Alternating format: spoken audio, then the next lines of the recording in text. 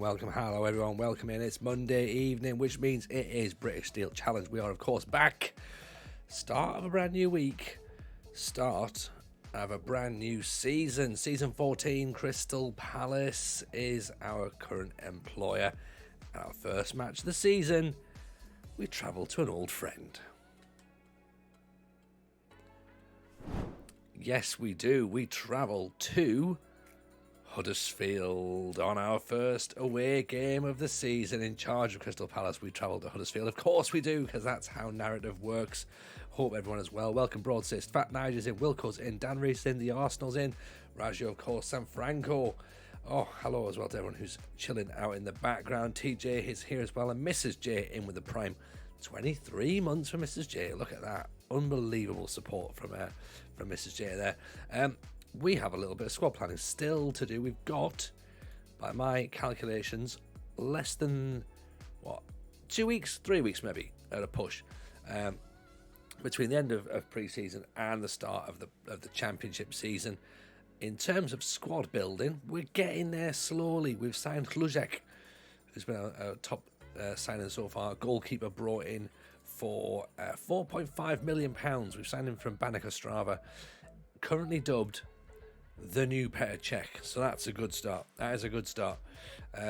We've got him in there. So Hluzek is here. Evening, Lord Jojo. How are we? Welcome in. So that's pretty handy. So there's our new goalkeeper in on board. We've also brought in Bacola from Arsenal. Nicholas Luciano Bacola on loan from Arsenal, as I say. Argentinian. 5'9", decent crossing, dribbling's not brilliant, marking's okay, passing's pretty good, teamwork's very, very good, tackling's very, very good, work rate's very, very good. So hoping that he's going to be okay in terms of fulfilling that fullback role for us. He is on loan, as is Nevan Jancic, who is a free signing. Well, he's on loan. We're not even paying his wages, from Tottenham. He plays at centre back primarily, but he can also play right and left back.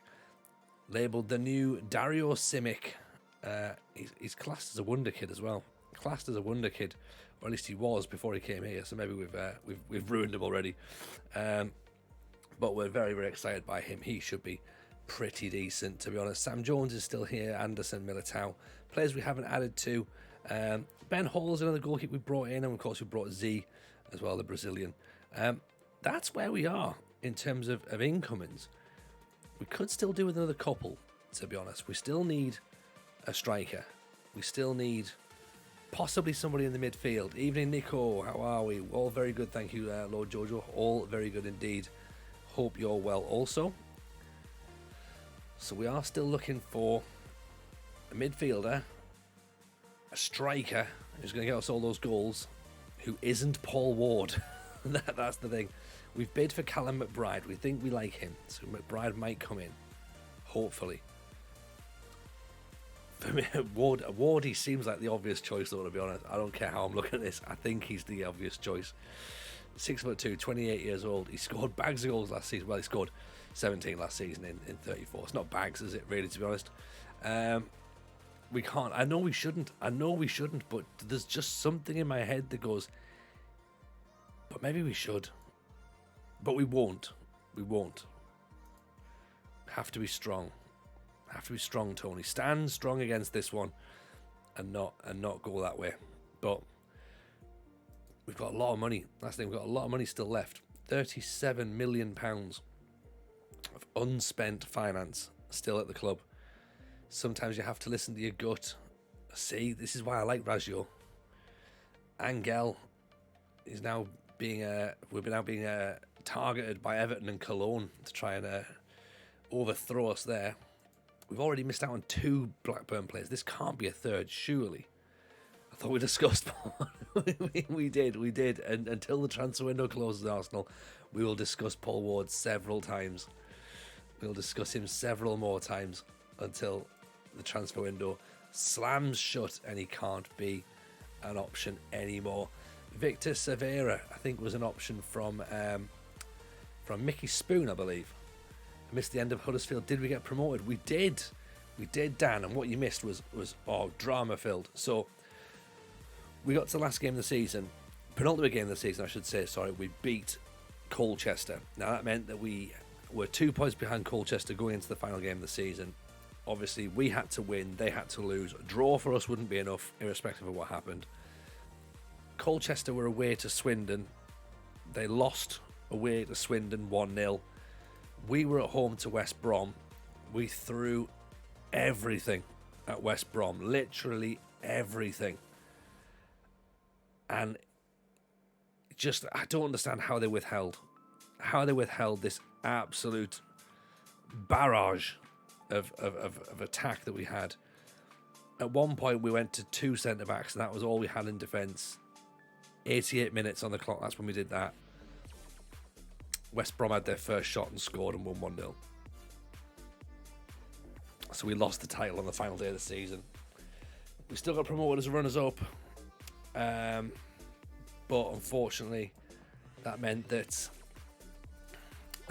basically Colchester won the league. We left to go to Palace because the Palace job became available. We went, right, let's go there. The Colchester manager, who actually won the league, of course, the Colchester manager went to Huddersfield. So he took over our job at Huddersfield. So that's what happened. A little bit of a managerial merry-go-round. Lost the title at the end of the season. I've seen this on the stream with West Ham. Have that happened? Oh, yeah. It happens all the time. Absolutely typical FM. Yeah, 100%. You know what? It couldn't be any other way. It couldn't be any other way. Like, that's how you want it to happen, surely.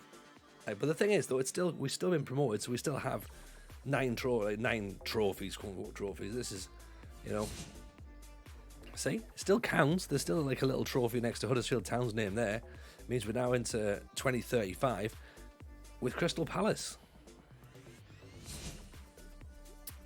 And to be fair, with Crystal Palace, I think we've got a better squad, much more money, obviously.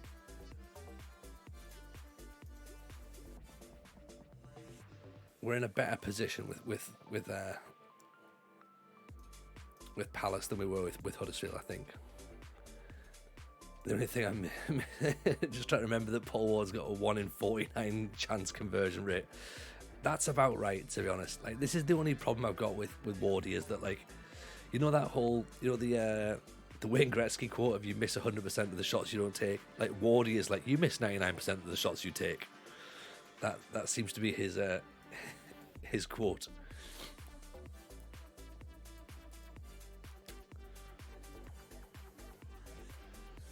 Sheffield United have made a bid for Rualt, who I think we're going to keep. We're not going to let him go to sell out to Sheffield United. Gatlin O'Donker, that must be an old player on our shortlist. Don't need him. Isaac Westendorf, don't need him either.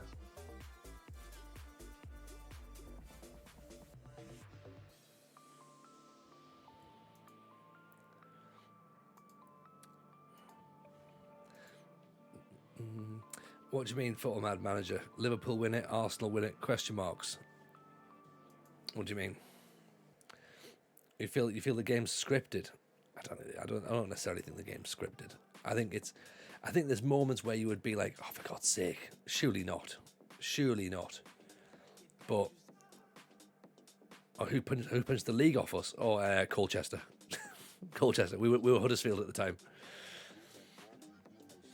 Yeah, we were Huddersfield, so it's not like one of those like, oh yeah, it's gonna be like a proper big team that does it. Nah. So Huddersfield promoted second from League One into the Championship, and then Colchester won League One. As I said, we're now into the Championship. We could have started taking Huddersfield forward. That could have been a thing we could have done, but it was like, nah, you know what? Palace is a better option. To be fair, looking at the players we've got, it should be a better option. It should be. But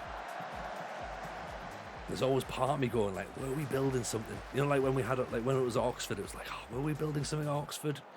Yeah, maybe. A Palace in the Premier League? No, Dan. No. Championship side. We're expected to go up, of course we are. Though they came down like last season, so they should have been. Like, they were expected to get promoted last season. They didn't. But then again, the board are only expecting us to finish in the top half, which is the sort of pressure I can take. Obviously, we've got to be considering the playoffs, really.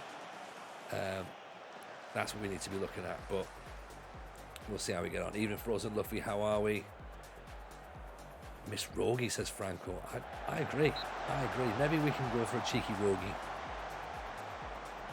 See if we can put him into the Palace setup. Especially if we do it just for the Huddersfield game as well. Things are all good. Thank you, Luffy. Very good indeed. Can't really grumble. Hope everyone else had a cracking start to their Monday, by the way. Hope we had a nice weekend. It felt like there was good weather this weekend. Is spring actually starting? Is that a thing now? Football season obviously coming towards an end as well. Caleb with a great goal. I know it's only pre-season. We're seeing Vitesse. Is Vitesse happening? Might be. It's Victoria, possibly. But it's been a little bit better here, yeah. So we had some nice weather today, guys.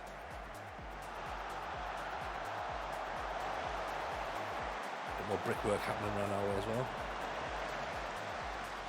All these kids must be getting tired of moving. See, there's that, you know what I mean? Like, just up sticks, moving the family constantly. That's the life he chose, though. That's the life he chose as a footballer. Football mad gamer. Appreciate the follow.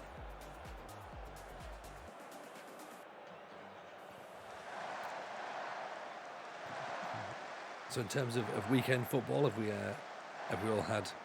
Did we all get the results we wanted? I feel like it's like Christmas ago. Did you get what you asked for? Did you get what you wanted? Agakura off the post. Oh, man, you got to finish that. Lovely weekend for me. 24-kilometre walk on Sunday for Zeep. Tommy Tiernan gig on Saturday evening. Hangover game with the missus all day yesterday. Nice. Tommy Tiernan is just, he's like next level. In fact, he's many levels above next level. He's so good. So good. Like, you don't realise just how good you are, how good he is as well until like you're on stage with him and you're just like, shit. He's like so good. I saw the weather all weekend was lovely. First night, it was my first night off after 5 nights straight. Ratio. Appreciate that you've chosen to spend it with us. And Thompson over the top. A lot of Arsenal fans not talking about the football of the weekend. Okay, that's fair enough. That's fair. Surely you'll still end up with the title. Surely.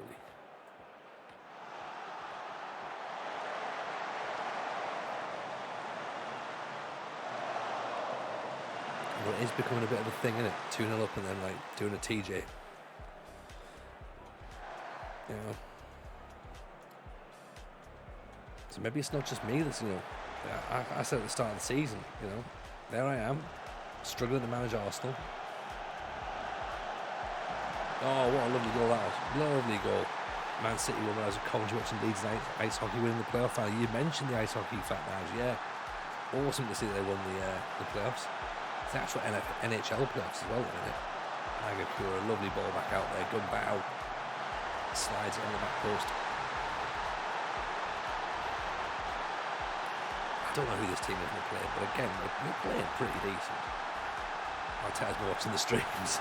I think he has. Who's this Paul Ward? Stick him on. Arsenal in bid for Rogie. And Bender through for Nakagura.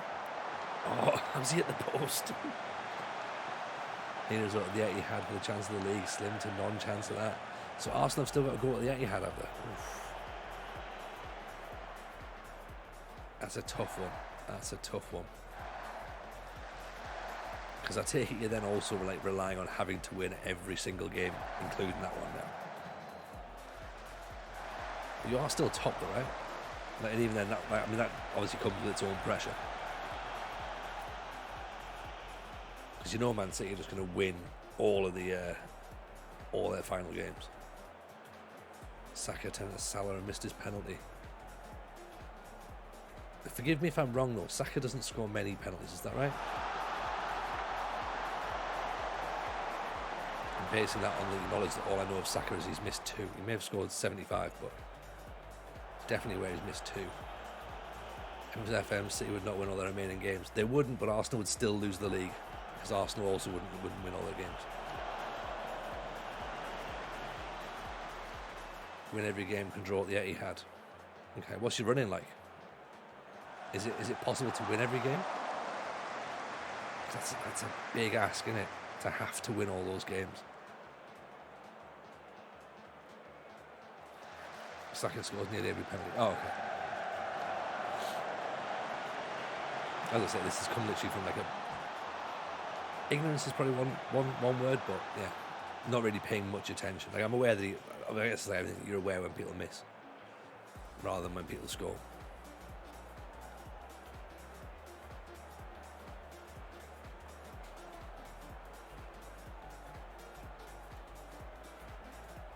Not that it matters, but as it stands in FM, usually that empty. It's free kick. It's free kicks. It's pre-season, so quite possibly. It also depends on who you're playing. I'm not entirely sure how popular this team are that we're playing. Newcastle away, Chelsea at home. Plus winnable games on paper. Those 2 games seem winnable as well, to be honest. I mean, Chelsea at home. I could beat Chelsea at home.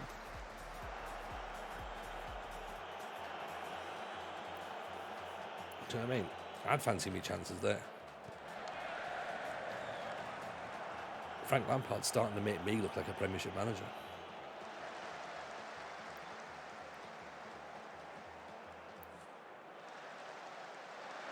Not be putting Chelsea up in the winnable column. Exactly. Paul Ward could score against Chelsea. I think Paul Ward signed for Chelsea. I love the fact that Paul Ward's such a meme. It's like...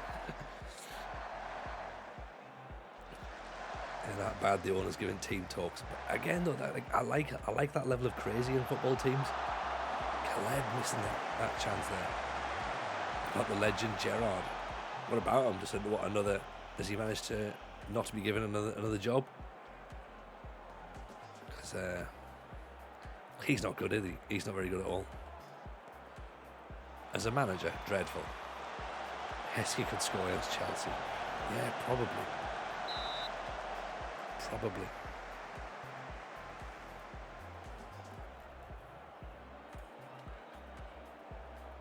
And it's getting to the point when like it's not even funny. It's like sort of, well, you know what? Yeah, Chelsea kind of deserve it. They kind of deserve it.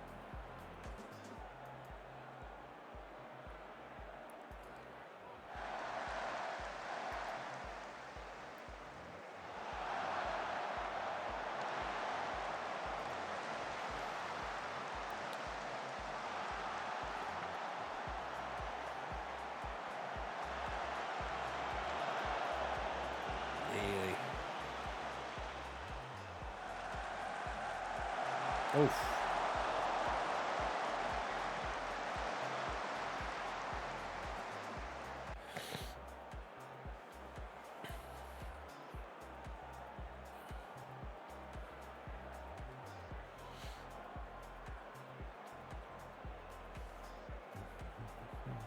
Are they any closer to working out who's getting relegated yet?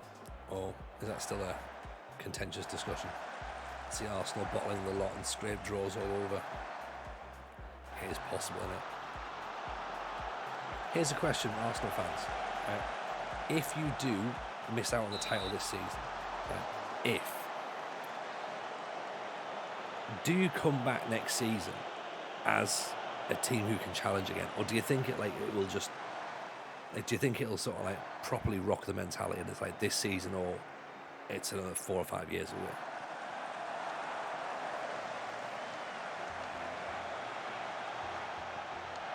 Yes, definitely. It feels a bit like that, doesn't it? Like from the outside, anyway. Like, it feels a bit like the perfect storm. Like, you know, like when Tottenham should have won the league and then Leicester did. Like, do you know what I mean? It's that sort of like, that was your moment. Like, Arsenal have been able to play brilliantly, but they've also had, you know, there's also been that sort of like, not necessarily perfect storm, but Liverpool have been shit, Chelsea have been shit, Man United are just kind of coming back. Man City haven't quite been at the races, but are still going to push to the very end. Tottenham still not really doing it. Like,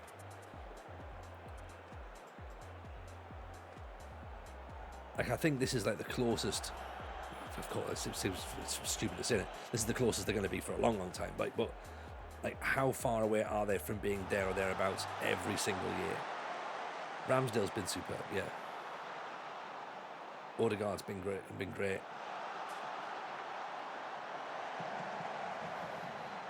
Saka's fantastic, of course. Zinchenko, Jesus. I think they'll push on. Liverpool should come back. Newcastle will spend more. Chelsea will spend more. Ben White, yeah. No, Arsenal fan, I think they'll grow stronger no matter what happens this season. A lot of potential that side. Yeah. I think you're probably right to be honest. Ramsdale does have a dodgy moment here and there. I think everyone does. All goalkeepers do. It's like, problem is with the goalkeepers, like, is that if you make a mistake, it's highlighted straight away. That's the. There's no one. There's no one to bail you out. It's literally like, you know, someone else can make a mistake on the pitch, but there's other players that can cover for you. Keegan makes a mistake 99% of the time as a goal.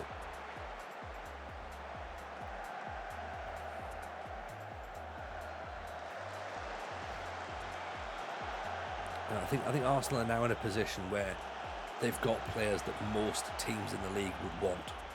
Like, I know that sounds like a really strange thing to say, but the last few years, Arsenal have had a few players in that team where, like, even when I was supporting Villa, I would have looked at some of the Arsenal players and be like, I don't really fancy that. Like, wouldn't be that Arsenal like having like a Walcott or whatever, or like Kieran Gibbs. Do you know what I mean? Like, whereas now, like, I think even the top 3 and 4 are looking at every single player in the Arsenal team. Like, oh, you know what? I'd fancy him in my team. Like every single one of those players would probably get in the Man City team. Probably. I know Zinchenko got sold out of the Man City team and Jesus did, but like, that shows the level they were at, that they were there in the first place, sort of thing.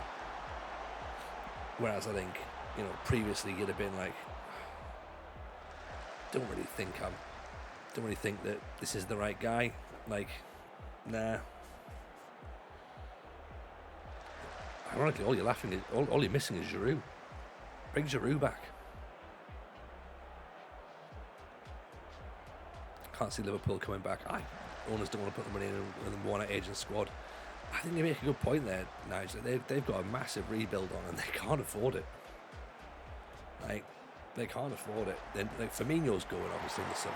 They could do with selling Salah, but they're not going to get the money that they need for Salah. They should have sold Salah instead of obviously Mane was going to go regardless. But the second there was talk of like 150 million for Salah, it should have been like, he should have been gone. Like, you know, the owners are the people who sort of like apparently are Moneyball experts.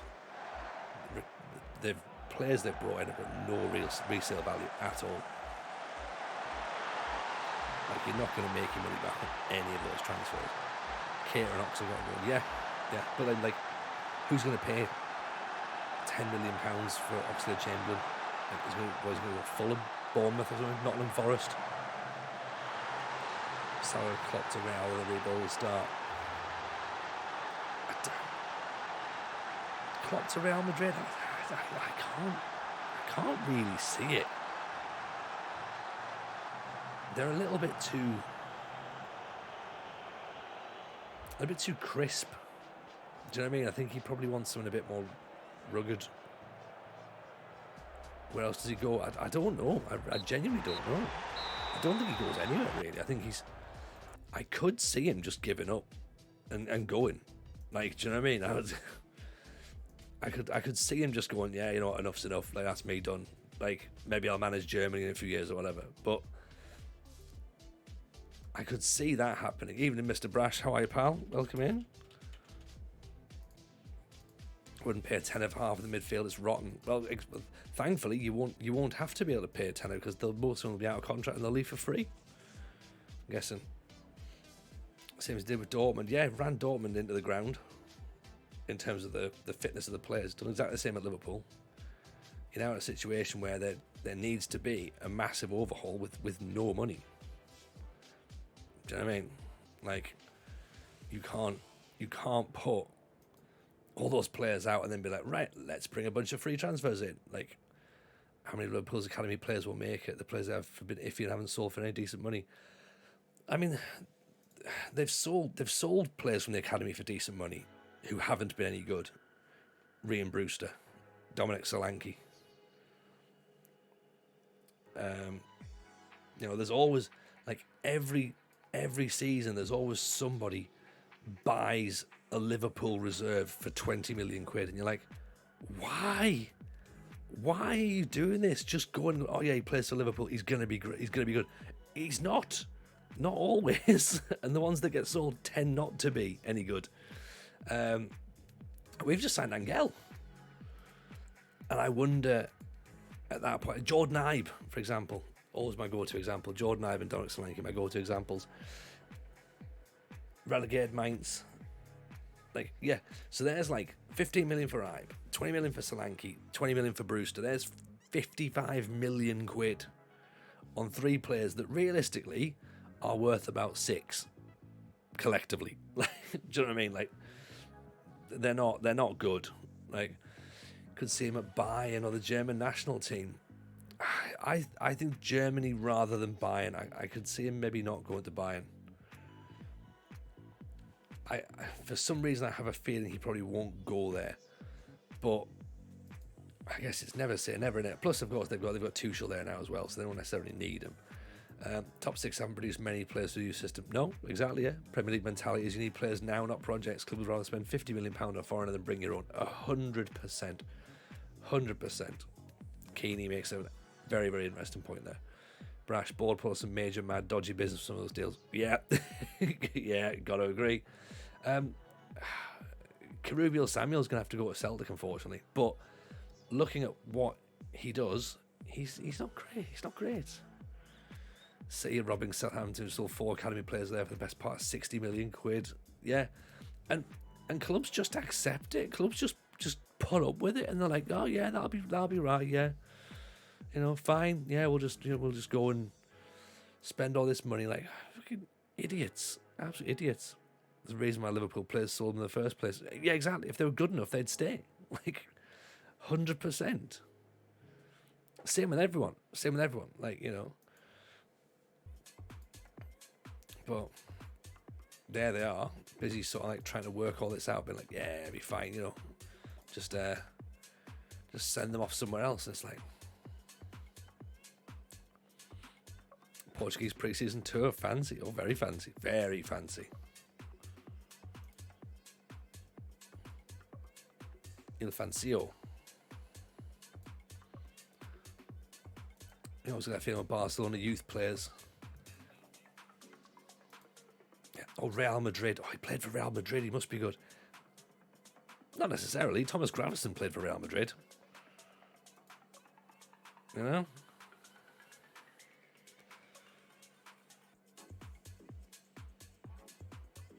There's always exceptions to every rule, isn't there?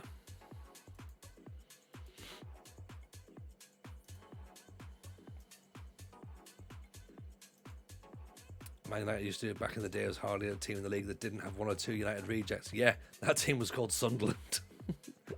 That team was built on Man United rejects. Thomas Gravesen, Celtic legend. There's always that thing going on in it. Like, there's that whole thing of like, did Real Madrid buy Thomas Gravesen because they thought they were buying Lee Carsley? Odegaard is an exception.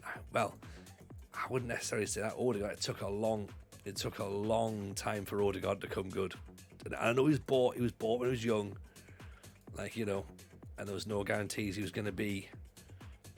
Like, it was the wrong move for him. He shouldn't have gone to Real Madrid. But it took a long time for him to be the guy he is now. Hopefully, you're not calling Wes Brown a reject. I think I am.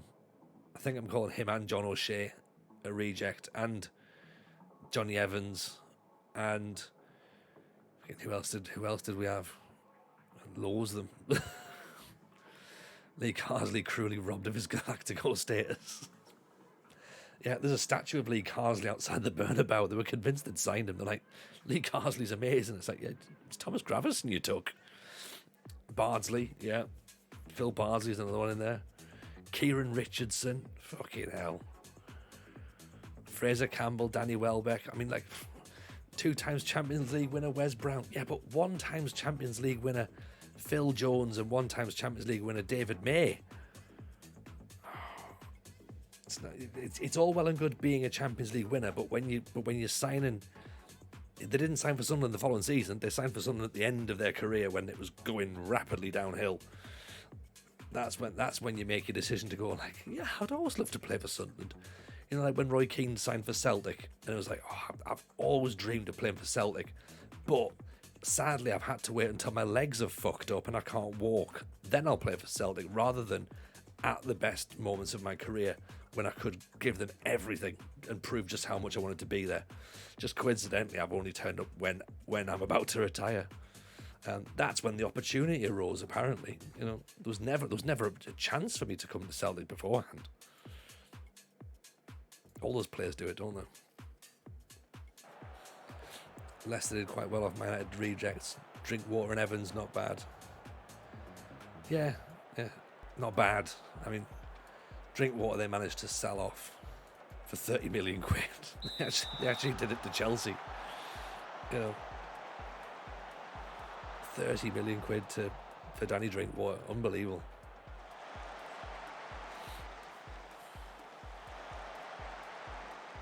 Robbie Keane signed for his boyhood club every time he moved clubs. Yes, 100%. Mark Haley went to QPR for £1 million when he was completely fucked. All footballers do, don't they? All footballers do. Now it's my time.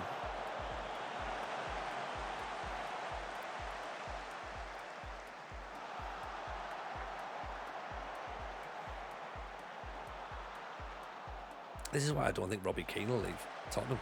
Not Robbie Keane, Harry Kane will leave Tottenham. I think he'll stay. I don't think he'll go to United now. It's how do I phrase this? I think he's at the Van Persie stage where it's like leaving is probably like gonna undo everything he's done. Not to the same extent, of course, as Van Persie leaving Arsenal, but it's not the right time. United won't pay 150 million quid. I think United would. I think they've shown that they'll pay money because they know that it's beneficial to buy Harry Kane, both in terms of winning the league and commercially. I think United would do it, and it's also another dick swinging move to show that United are still big players in the Premiership. Didn't they pay something like £80 million for Anthony or £80 million for Martinez or something like that? So they've got money to spend, and they will spend it. The difference is that who do Tottenham then go and replace him with? That's the thing. Not the club's for sale. The club will be bought. The club will be sold. And even if it's not, if the club isn't sold, then they'll still front the money. Like, there's no way. There's not going to be a season where Man United refuse to spend big money because it's Manchester United. They're still a globally attractive club. Do you know what I mean? £89 million for a player that don't tie down to a contract as a teenager will expire and release him again. Pogba, yeah. Who's going to manage Tottenham? Good question. I think it's either Pochettino or Potter. That'll be my thinking. Maybe Eddie Howe when he gets Newcastle decide they're going to replace him with whoever they can buy from another club.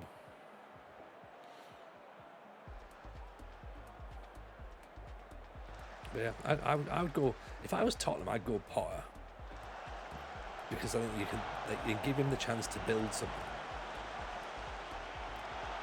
I don't think they'll go Nagelsmann. I think Chelsea are still the front runners for Nagelsmann.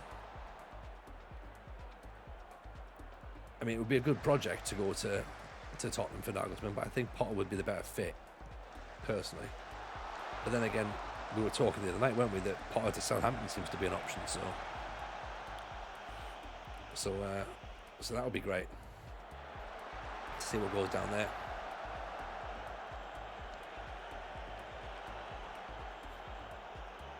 You know, question is obviously, does De Zerbi stay at Brighton? Hopefully, I'd like to see that. I think he's been fantastic this season. Emery at Villa's been great. Obviously, he's not going to Tottenham, of course, but Keane, Tony Coton, Wes Brown, John O'Shea, Johnny Evans, Phil Bardsley, Kieran Richardson, Liam Miller, I forgot about Liam Miller, Adnan Januzaj, I forgot about him as well, Dwight York, David Bellion. David Bellion went the other way. That was Bellion to Man United. Same with Coton, I think. Louis Saha. In a sense, like, the few years before that team was assembled, that would have been brilliant, but all those players turning up at the time they did was not good. And it showed, because I think they got relegated.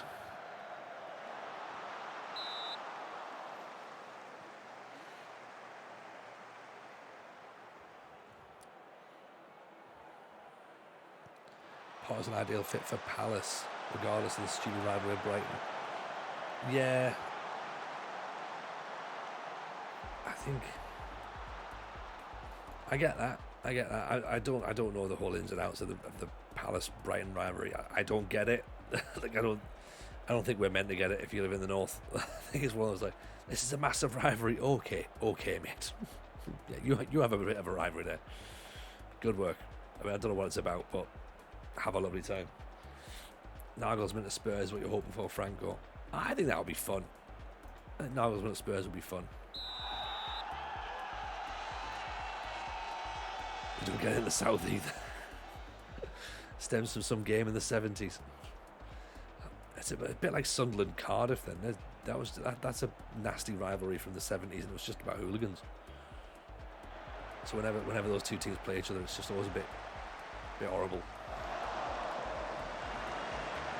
I mean, to be fair, in the 70s, both Palace and Brighton were barely even clubs. Win the league, player comes to me and says, I don't want to renew a contract, he wants to explore other options. Yeah, that happens quite a bit, unfortunately. They've obviously, where are you managing? That'd be the question. You know, look at players who win, if we're going to talk about the Premier League, win the Premier League and then want to go to Real Madrid. You know, it's always a thing, isn't it? Or big club comes calling. Money bags clubs. I know, so Kante, Mars wanted out too. Yeah, exactly. Happens a lot.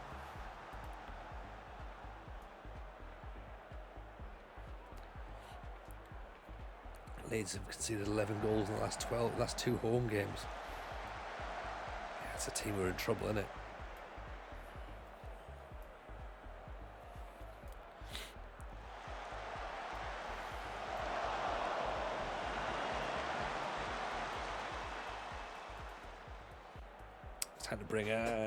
Trying to bring McBride on, I think. Have a little look and see what he can do for us, shall we? In this pre-season friendly against Gil Vicente. Militao, Gumbau. Ogos. Mismara over the top.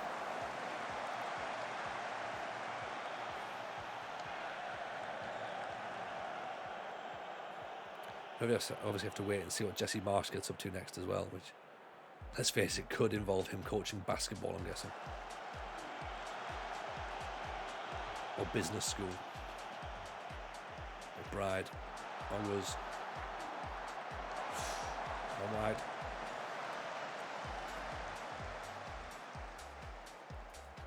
I presume it's not the same McBride as the East Fife McBride. No, thankfully not. I presume they're related. No, he's a lad who's come from Burton Albion, scored loads of goals in the final in the previous 3 seasons. So we're like, right, let's bring him in. Let's see what we can do. Not too expensive either. So it might be someone who can help us move up the league. Seems to be handy at this level. Obviously for Palace though, technically we should be looking at players who are Premiership level because we want to be able to get them to overachieve and then... Oh! Speaking of players who can overachieve, Nagagura offside though, sadly. It's decent bit of football. Good ball in. Speaking of which, what's Scott O'Neill doing? Do you think Brendan Rodgers gets another Premier League job? Probably. I don't understand why he wouldn't. Like, do you know what I mean? I think I could see Brendan Rodgers at West Ham. Like, he's going to end up somewhere. Like, wait until Middlesbrough get promoted, and then Michael Carrick gets sacked at some point. It might be 2 or 3 years down the line. Then Brendan Rodgers turns up. You know, it could be at Fulham. It could be Bournemouth. Someone's going to hire Brendan Rodgers. Do you know what I mean? Like, no one's gonna hire Steven Gerrard or Frank Lampard, but they'll hire Brendan Rodgers. Don't know. Yeah, maybe Villa. When Emery leaves, Rodgers should be capable of lower half team, Southampton or West Ham. I think Rodgers has proven himself to be a capable pair of hands in the Premier League. Like, fair play to him. He's taken Leicester on and it's not worked out, but he just sort of gets on with it, doesn't he? Do you know what I mean? How many more jobs has Hodgson got in him? He's got another 3 jobs at Crystal Palace left in think. Another 3 times he's going to turn up and be like, I'll sort it out. But Rodgers to Palace would be a good fit, actually. I would like that. Obviously, there's the whole Christian Bull thing as well, which would be great. Stevie G's waiting for Klopp or Southgate to go. Stevie, there's as much chance of me managing Liverpool or England as Steven Gerrard has. You know what I mean?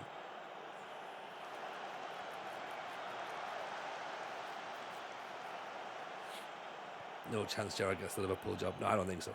I think he fucked it. I think he absolutely fucked it. At Villa. I think he genuinely thought he was gonna walk it, and he's gonna bring all his Liverpool mates, and they're gonna turn up and they're gonna be brilliant. Like Coutinho, a dreadful signing. It was never gonna work. Like I said at the time, when I was busy trying to sort of like explain why I was leaving Villa in such a huff. If a player like Coutinho was signing for Villa, it's because nobody else wanted him. Do you know what I mean? Nobody else was interested. If anybody else was interested, he wouldn't be going there. That's the simple fact.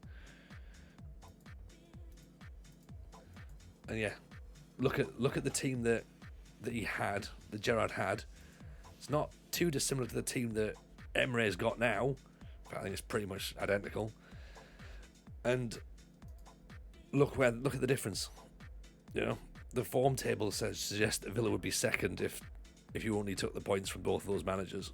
Like, since Emery's taken over, they would be Liverpool. Since Emery's taken over, Villa would be second. But there's a lot of people in the media saying give Gerrard more time. No, it was never going to work. It was never going to work. Man United have now made a £25 million bid. Oh. Bugger. Has to be accepted as well. Damn it.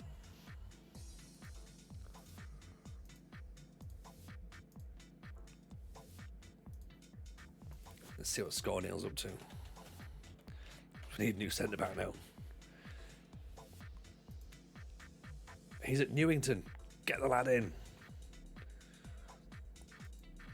Love to see Gerrard at Liverpool. Take the hell out of the Championship picture. Yeah. If Gerrard ends up at Liverpool, it means Liverpool have dropped back to their mid-90s level. Well, yeah. Kabodi play centre back. I like your thinking. I like your thinking, Zeep.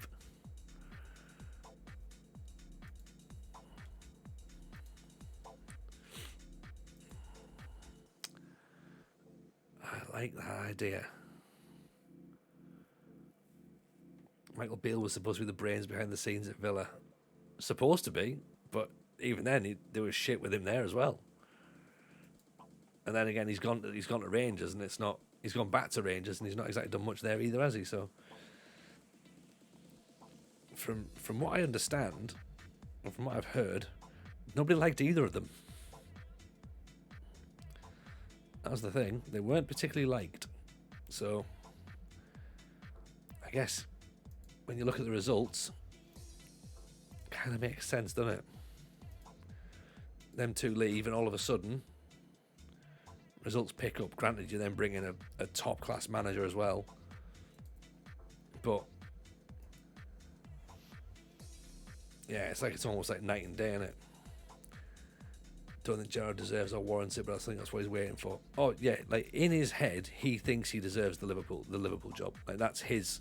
He believes that's his destiny.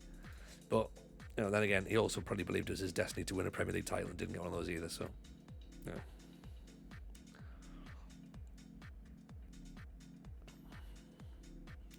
But let's not waste any of our breath on Steven Gerrard.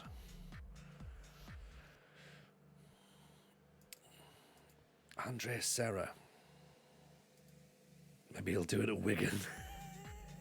I genuinely, I don't know who's going to go for him. I don't know where he'd go. I can't name a single Premier League club that would take him because of how bad he was at Villa. I don't think there's any Premier League club would sit and go, yeah, he probably is worth it. Like, he's worth the risk. Because he gave no indication he was any good.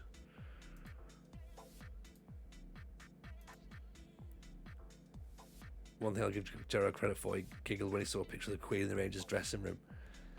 And, yeah. I mean, again, like, you know, he goes and... There's a lot of links of Liverpool and Celtic, and he goes to manage Rangers as well, and it's like, all right. Yeah. Everyone sees that. Pick a numbers. Pick a page number.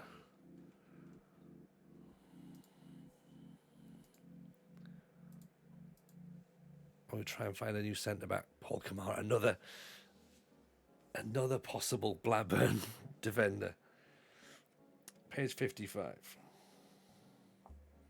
I feel sorry for Blackburn. They're going to have no players. Gerrard said Chelsea, no chance. He didn't go when he actually had ability.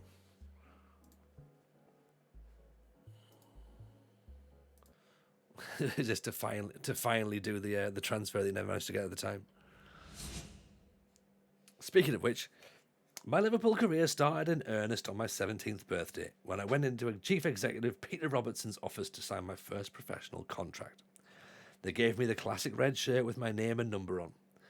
And that was the best part of the ceremony. Never mind the money. We've read this page before, by the way, but let's just keep going with it.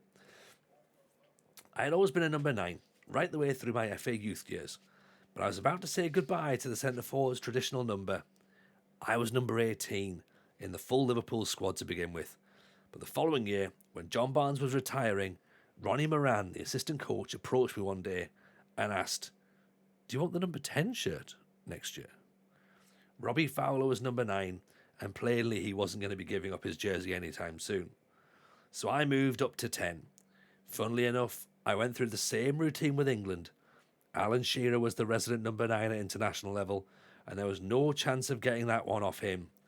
So it was number 10 twice, and I've held it ever since. 10 is, of course, a special number for a footballer, because everyone associates it with Pelé, Zico, and Maradona. But in the English game, the number 9 has a particular association. It's the old symbol of the strong and determined centre forward. Not that I get too fussed about these things. The number on your back provides no clue as to how many goals you're going to score. It's numbers on the board that counts. How poetic. How poetic. How fucking dreadful. Pelé, Maradona, Michael Owen. Yeah. That's exactly what it is. So he settled for second best in his entire career. Yes, that's it. That's it.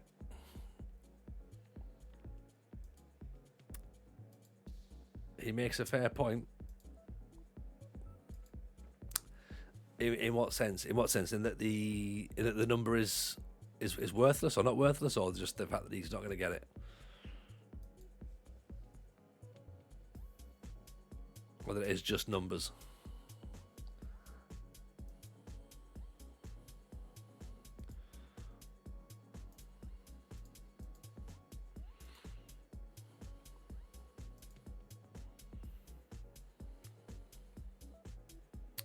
Fiorentina want this guy. Oh, the number's worthless. Yeah, fair play, fair play. Good point, Jord. It shouldn't make a difference, really, should it?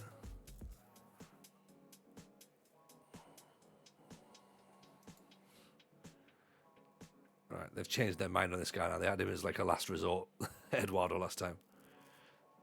And there's the big Arsenal defender as well.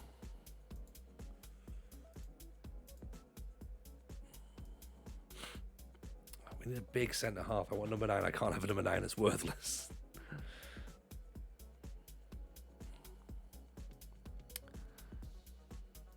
Let's find a new centre back.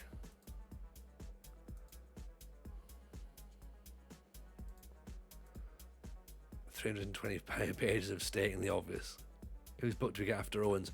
Well, believe it or not, Mrs. J has got James Milner's book downstairs, so I think we just read that. I think we read that. That's clearly going to have to be good enough.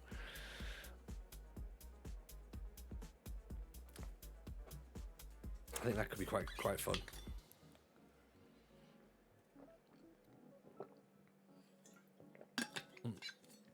And just as we think that squad numbers are rubbish,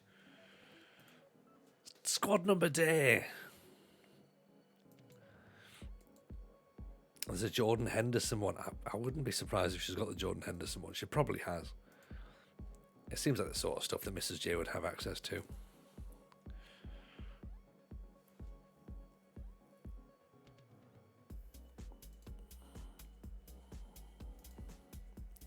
Retire the number 10.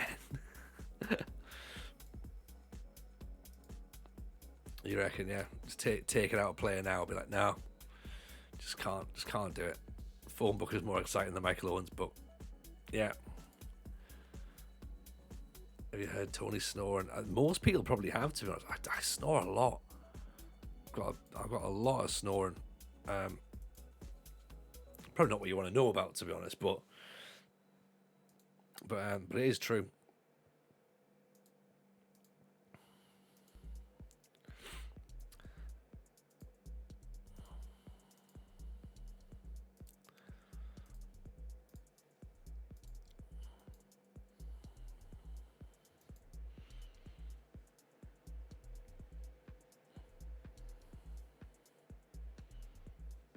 I quite like the whole Bora Milner thing though, because he probably leaned into it. He was just like, yeah, all right, if this is what people think, then let's make a thing of it.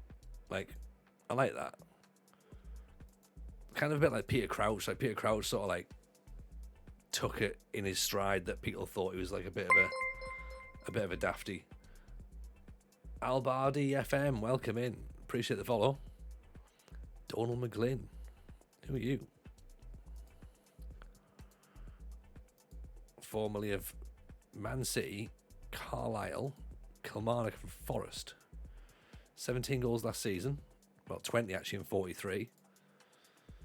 Striker, 6'1", 25, wanted by Sheffield United, wanted by West Ham.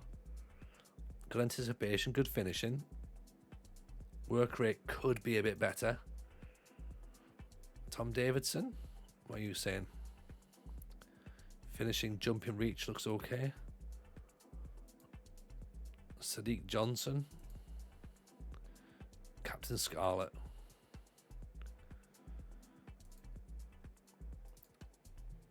What's Davis saying? 6'5". That's the guy we need to be looking at. Scout him, find out what he's all about. Just get Owen's more controversial second book. What makes it controversial? The fact that he was allowed to write a second. Sadiq Johnson.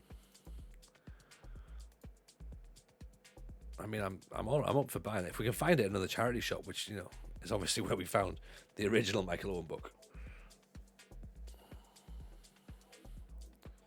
Amazon's description of it, who knows? I would like the Amazon description to be like, there is a second book. That's all you need to know.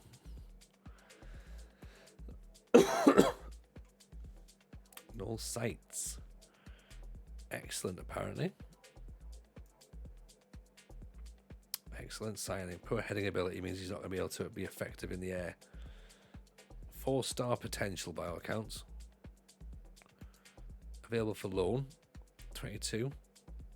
Shortlisting for now. We're not sure where it's going to be. Perhaps it isn't in crayon. You never know. Carlos Herrera. On loan from Arsenal.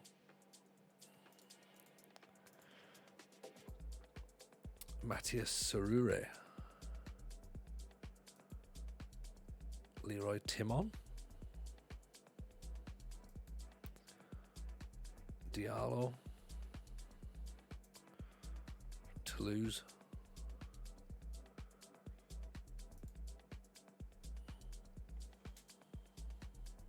The 3. He could be a replacement for Antonsen, I suppose. Mark Sweeney. 15 for crossing, 15 for leadership. 18 years old? What about Huddersfield? Of course he was. Of course he was. Unflappable. Shelvatian.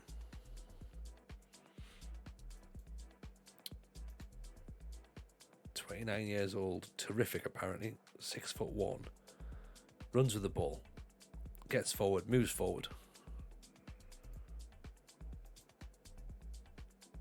Probably as good as Militao. 32nd in the league for Bundesliga. Distance covered and progressive passes.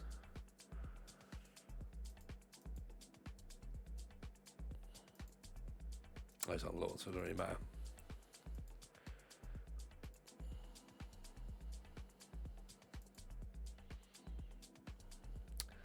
Sam Brock. We looked at Sam Brock a little bit. 6'4".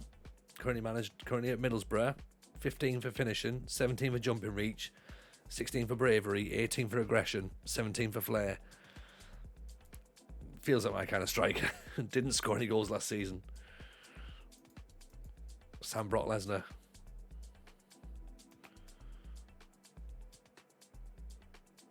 Fairly settled injuries though and doesn't like big matches, so that's a bit of a concern.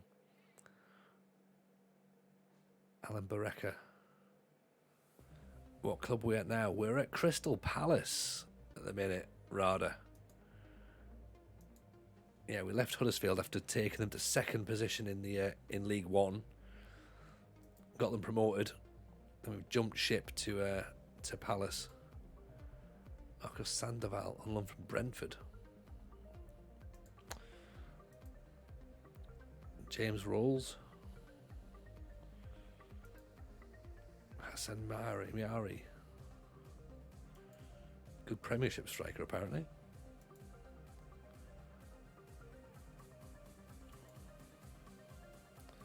Still not really getting goals, is he?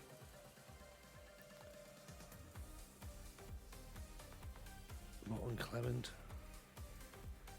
What's the aim with Palace? The aim's to get into the Premiership, I think. And I think after that, who knows, try and get moved to a different Premiership side, maybe. Carabao Cup would be good. If we could get the Carabao Cup, I'd be happy. Or the FA Cup. Like, imagine that. That'd be great. But first port of call with Palace, get promoted to the Premiership. Got to be. Got to be looking at that. Because if we don't, then I sort of think we failed a little bit, really. You know, you would be expecting to be getting promoted like in this team.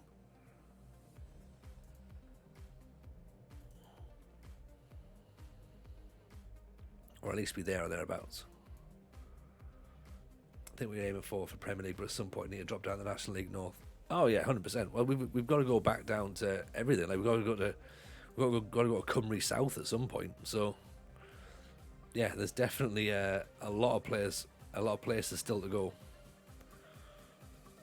You know, we're not done yet. Don't worry.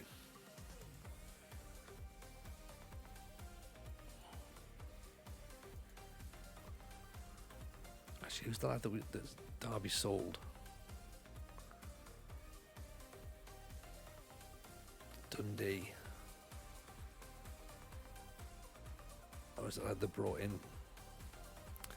This lad they brought in, isn't it?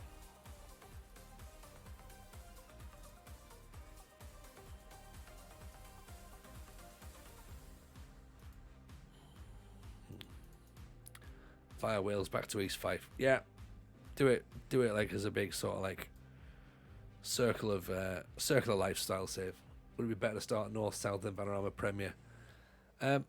We've already done Vanarama National, so we don't need to be in it, to be honest. So eventually we'll have to go from Premier League to Vanarama. Maybe. Unless we manage to escape before then. 6'7" defender.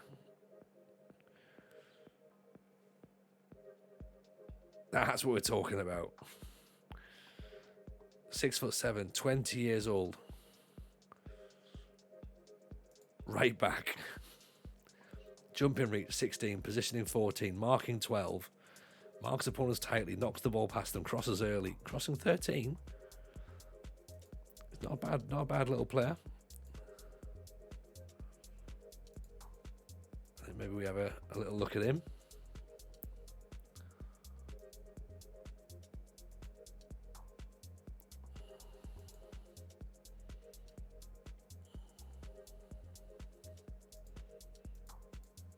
Managing a mid-table side could give you a shot at Celtic. It could. To be fair, I think managing a mid-table a top half championship side would give us a shot at Celtic, and that's no disrespect to the Scottish Premiership at all. But I think that's a comparable league. I think if we were in the shout with the playoffs, I think we could get an interview at Celtic. But yeah, definitely being in the Premiership should do it.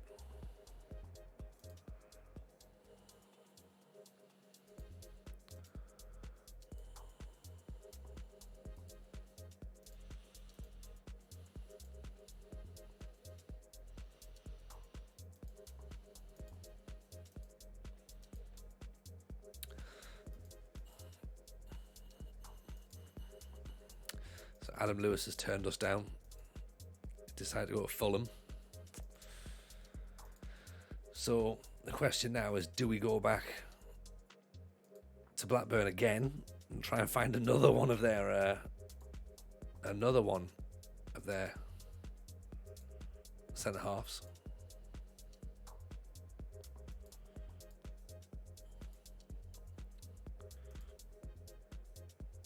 I should think at some point they're going to have no centre halves left. Didn't want him anyway. Yeah. Stupid lad he is. Even a sports mad. How are you, pal?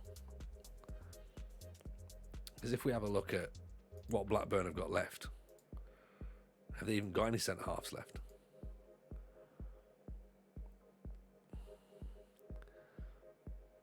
Because we're now kind of in the situation of looking at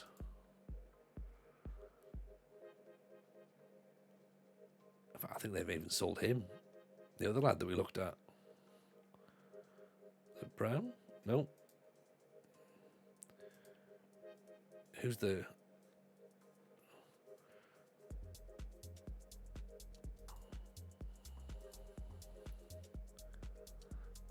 I think they may have even sold the other. Having managed the top leagues, they can give you the pick of any lower side. Yeah. Who's the Ballon d'Or in the game at the moment? That's a good question, actually. Let's have a little look. So, there's that lad, Kamara. Yeah, he's gone. He's gone as well, right? So, fine. They've been sold. Who's the Ballon d'Or? How do we find that one out? World Awards, maybe? Award winner, yeah. Goal 50. World Player of the Year is Anzi Fatu. Milson was last year's. Anzi Fati, Mbappe, Haaland, and then Mbappe, and yeah. Milson, 27 years old. Not for sale at all. He's not coming to us, I don't think.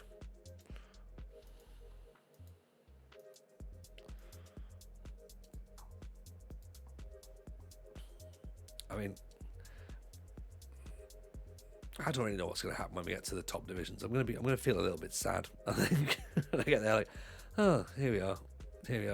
Milson looks fantastic, doesn't he? We'll manage him at some point when he's on his way back down after having a great career.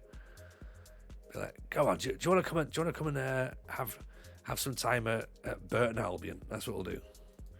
Have you considered a career at Wexford, Milson? I know you've won everything in the game so far, but Wexford would be a good opportunity for you. Can I talk to you about East Fife? Have you ever considered it? You'd love East Fife. Beautiful this time of year.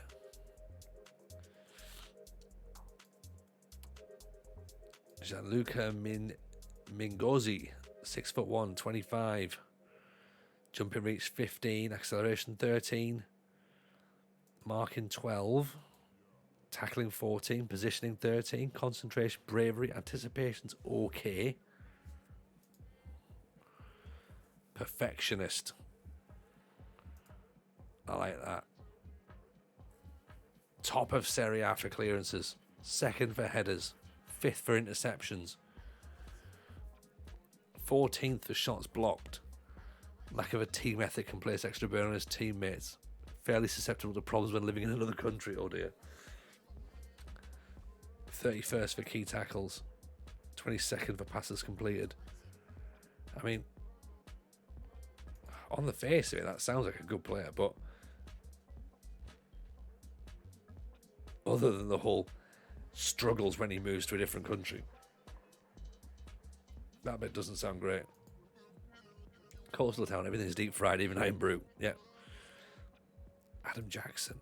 Is Adam Jackson the player?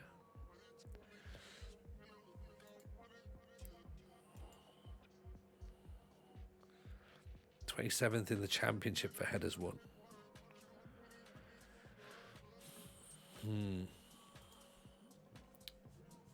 What the player? He's 520 quid deal. Yeah. I mean, a lot of people put, a monetary value on things. That's the problem. Like, rather than just being like, would this be fun? Donald Galloway, 6'6", wanted by Villa, 20 years old. Possibly an anchor. Wonder Kid. Oh, here we go.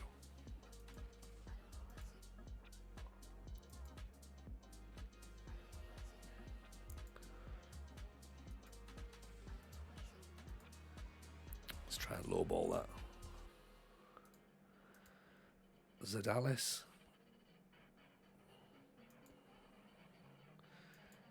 Could be a terrific signing. Right, okay, let's shortlist him for now then. See what else they've got from off the back of him. Craig Callow from Kilmarnock. Pjanic. Ali Gungo. Mark Ramsey. Jumping reach 18. Work rate's not great though. 6'7". Out for 2 months. Rabadan. Francesco Conte. Jackson, Shane Carroll.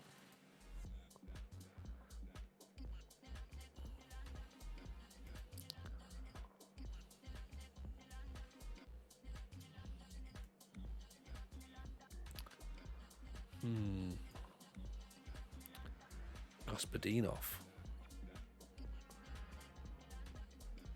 I mean, I feel like a Bulgarian would be quite handy.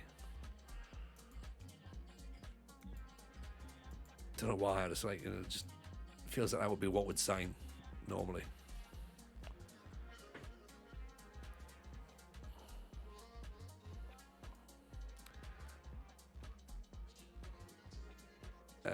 Yeah, these will all be AI generated at this point because we're that far in the game now that a lot of the older older players will be gone. Sharafu. So the good thing is, of course, that we're looking at these players. None of these players will actually mean anything to anybody, including myself. And I've been in the game. Help me, chat. Managing in Ukraine or Serbia, I can't decide. Been thinking about that sometime. That's driving me mad. Oh, funny you should mention that, Simzel. We were talking about this the other day, and I think I quite like the idea of it. I'd say Serbia, because you've got, it's a wonder kid factory, really. Do you know what I mean? There's always wonder kids coming out, like Serbia and Montenegro, Croatia. Like, give it a go. We were talking about, and this is one of the things actually. If you're in the if you subscribe, right, and you're in the Discord, there's a subscribers area there, and what we do is we talk about potential ideas for saves and stuff. And next year's save, we're trying to work out. Rajul had put the is trying to put it all together, coming up with some ideas of like doing another version of the steel save, but for other regions in the world. And yeah, there's definitely some great ideas going on there. Alpine steel looks pretty good. Balkans in general is amazing. Yeah. So we've looked at a Balkan save for next year as an option, and it kind of got my spidey senses tingling a little bit. I was like, oh, I do like the idea of that. But obviously, I've got to try and think of how appealing is it for someone who just wanders into the stream and be like, hey, what's going on here? And I'm like, oh, we're managing in the 3rd division of Montenegro. How's it going? Like, oh, bye now. Right, okay. So yeah, I've got to try and work out how to sell it. I mean, you know, I think we'd have fun. Right, is Ruhalt actually right? Okay, this isn't helping then if he's available for loan. Let's take that off. Yeah. Funny, that thing kind of appeals to me. I think this stream, it doesn't matter at all. Oh, like for us, I think we'd all be massively into it. We'd be like, yeah, this is cool. But as I say, I think but a lot of you have sort of come this season through British Steel, so you've sort of been bought into that, which is great. Whereas like last season, this time last season, we were managing in Indonesia, which again had brought people to the stream, being like, whoa, you're managing in Indonesia, that's mental. And like, but some people would have looked at it and were like, why are you in Indonesia? That makes no sense.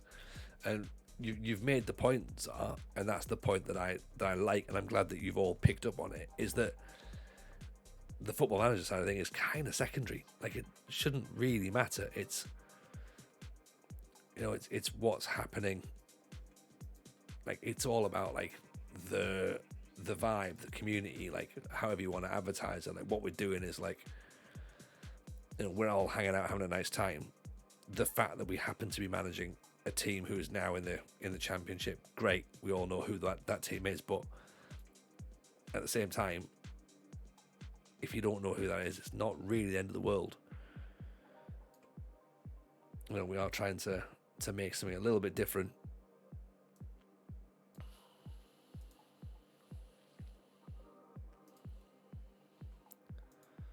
You know, just by the nature of the British Steel, you know. And if you are brand new and wondering what on earth we're on about for British Steel, the plan with British Steel is to attempt to claim every single trophy in English football, Scottish football, Welsh football, Northern Irish football. And trophies can be anything. So they can be league titles, they can be promotions. Promotions, of course, count as a title as well. Then, of course, all the cups in those nations as well. There's 35 trophies to win in total. At present, we've won 9. We're about to start season 14, so we're sort of on track per se, but also slightly behind. Well, yeah, so we're probably a couple of trophies behind, I think, where we'd like to be. Simpson, I think I'm kind of scared of the domestic competition in Serbia might be a bit soft for a while. Walking the league 6, 7, 8 years before we win the Champions League. Oh, and the rest. You're not going to win the Champions League after 6, 7 years in Serbia. That's going to be far too tough, because the thing is that once you get a player who's half decent, he's away. Like, you know, he's going to end up going. It's like, think about how difficult winning the Champions League with a team in Norway is, or Sweden, and then make it harder because it's Serbia. Do you know what I mean? Like, Ukraine, you've got more chance of winning the Champions League with the Ukrainian side. Shakhtar or Kiev could win the Champions League. Great ball, lovely goal. Good thing about managing obscure teams, you all learn about other countries and leagues and who want to sign on the saves. Oh, 100%. You misunderstood. 6 to 8 years before I win the Champions League, I've been smashing the league. All right, okay. Yeah.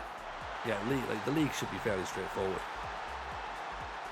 But again, I guess it depends upon sort of like the team you pick in that division as well. Like, you could make it harder for yourself by going to the lower divisions, which is exactly what we do.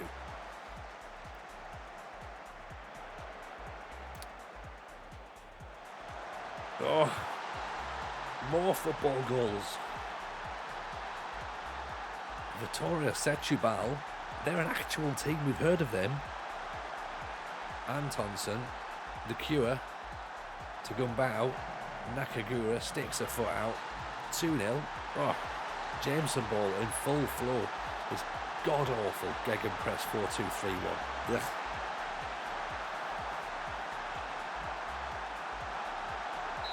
Disgusts me.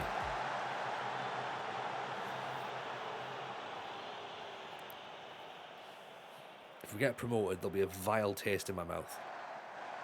Here's McBride. Blocked.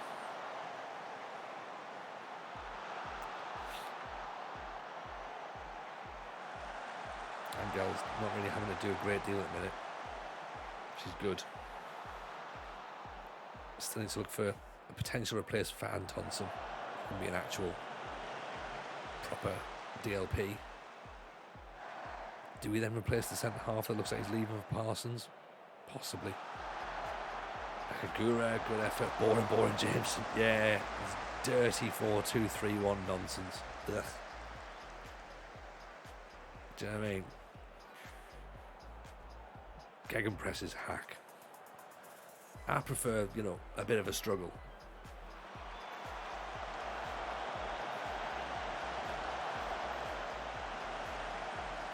I almost feel like I'm just trying to capitalise on like a little bit of momentum going, right, okay, we got promoted, right, quick. Can we do something with Palace? Let's just try and push on as quick as we can.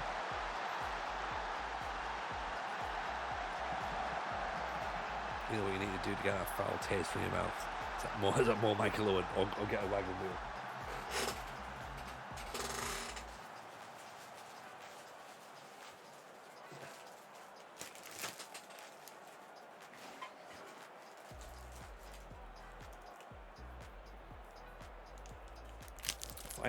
Final one.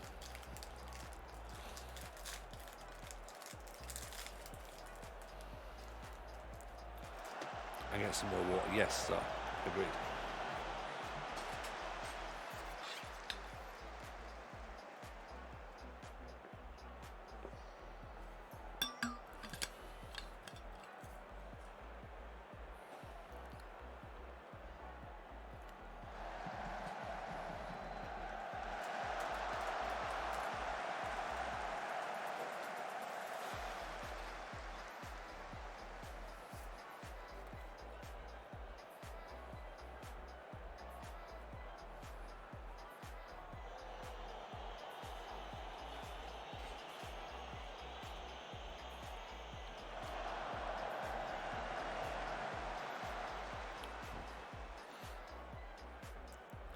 The problem with 4-2-3-1 is there's very little you have to do with it during the game. That's the thing. Oh, Nakagura, what a goal that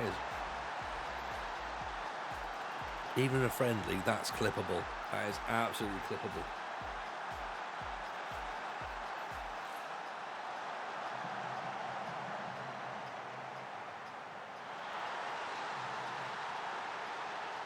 Fireball jawbreakers, I used to love those things. They were amazing.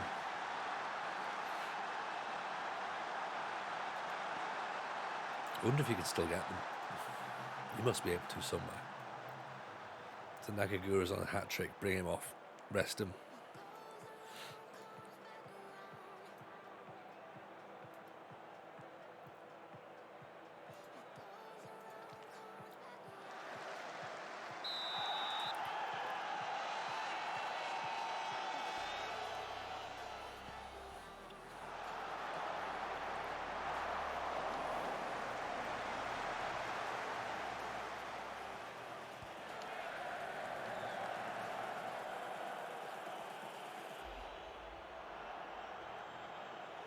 I still think Wardy would do well in this team.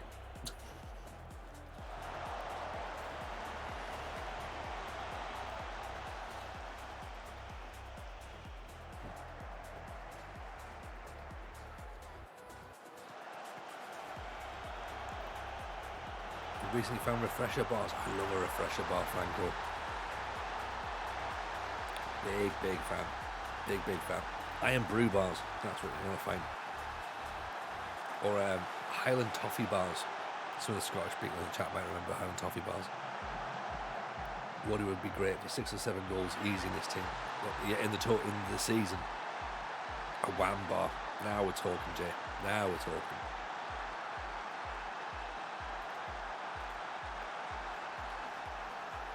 Drumsticks.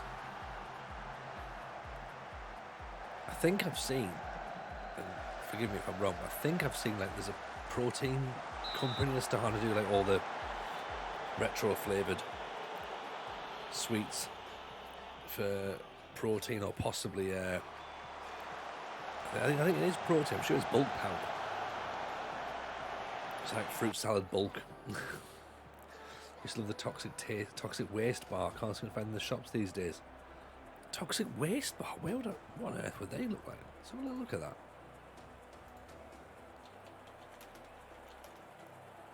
Toxic waste bar. Oh, yes. I know what you mean. It says here, Amazon, 16 quid. 16 quid for a box. I mean, they could come tomorrow.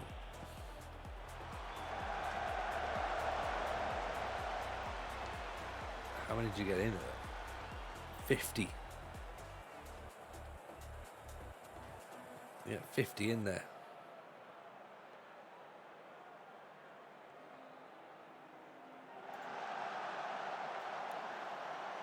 Used to be able to walk in the corners at 50p, got 2 Highland toffee bars, 3 bags of Tammy Toms, and live like a king. Oh, you damn right you could, Ashworth. Damn right you could. You could have cheeseburger flavoured quarterback corn snacks.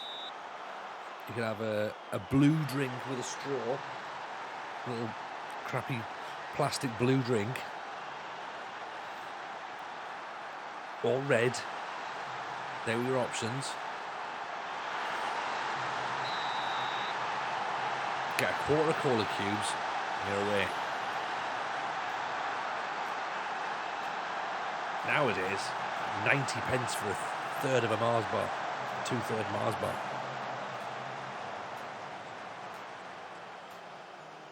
Do you know what I mean?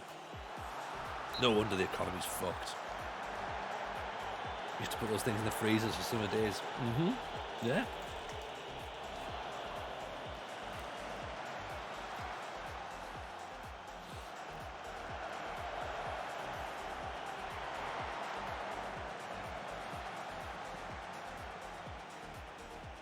Yeah, blue pop. That's all it was. Didn't have a description, it was just blue pop.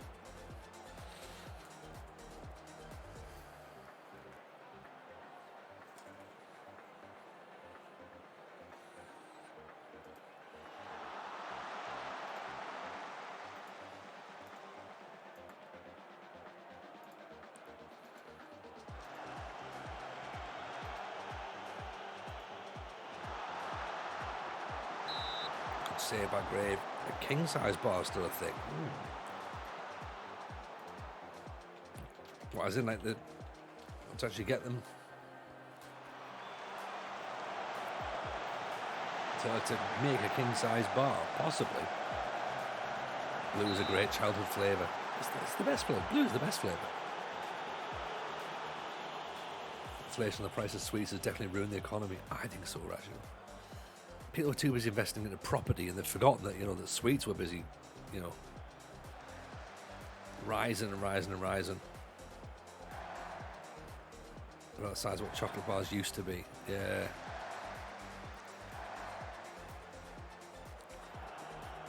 It's disgusting. Like the shrinking of chocolate is like should be discussed in the Hague. I don't take that lightly. I think that definitely should be up there with it in the Court of Human Rights.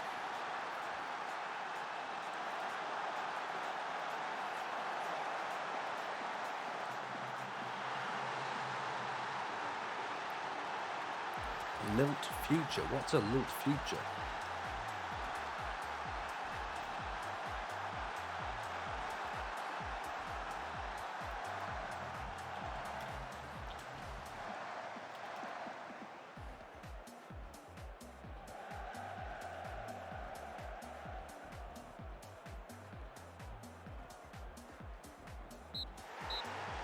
What was that? The new little thing? I was making a joke of little game. Right, sorry, my mistake. Don't go giving me up to date stuff. Lilt's gonna make a comeback like Whisper Gold. I'll get your predictions in. Oh, Nostradamus Zeep over there. I'm gonna make a prediction now.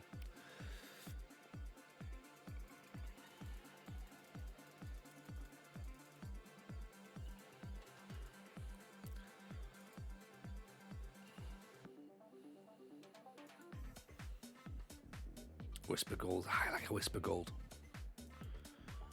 If you're investing in the future of Lilt, you're in trouble. Look, I'm going to do stocks and shares, right? I've got an idea. This is gonna be big.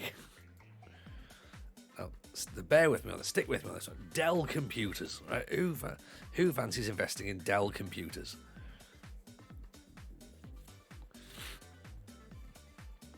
We could take that £30 million you've got and turn it into 10.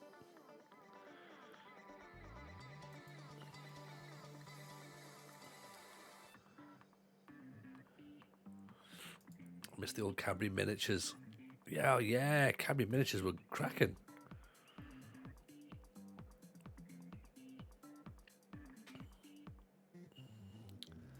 Lilt isn't Lilt anymore, it's Fanta Tropical. Ugh. They've rebadged it, you fool.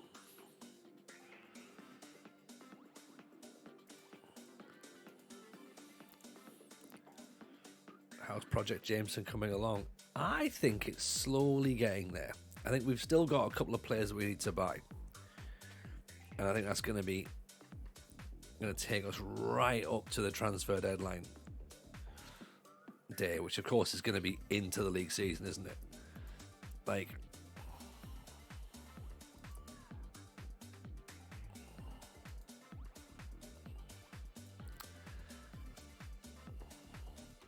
there's always going to be players that we can sort of like come in and be like, oh, do we get this guy? Do we not get this guy? I mean, is this 6'7" right back an option? Just because why not? 23 million quid apparently. Lots of sprints. Good at marking, of course. It's fairly susceptible to injuries. Okay, fine. How much do you have to pay? 30 grand plus money as well. What have we missed? Not a great deal, to be honest, at the minute, Bart. We've just finished pre-season, right? So the football season, the league season is now about to kick off. So you have timed it perfectly to come back for the grudge match against Huddersfield. The Wardy Derby, as it's been dubbed, just now, to be honest. Page of the Book of Owen, a wagon wheel, and almost an argument over Paul Ward. Standard stream, to be honest, when you put it like that. I started captain those Whisper goals, all the kids chuck them out as he skates off the end of the games. I love that. I love that. President of the second club in Stuttgart famously said, "How do you become a millionaire? You're a multi-millionaire who takes a chairman of a football club." Yeah. That'll be it. That'll be it. Did we sign Ward? We haven't. We haven't.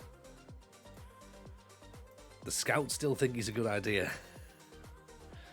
I'm only here for the Huddersfield game and Wardy. I think we're all... I think there's an air of inevitability about Wardy, isn't there? Just like we get to as we get to deadline day and we panic and we're like, let's just buy a striker. Wardy's free. Wardy's available. Let's get him in. We know what we're getting with Wardy.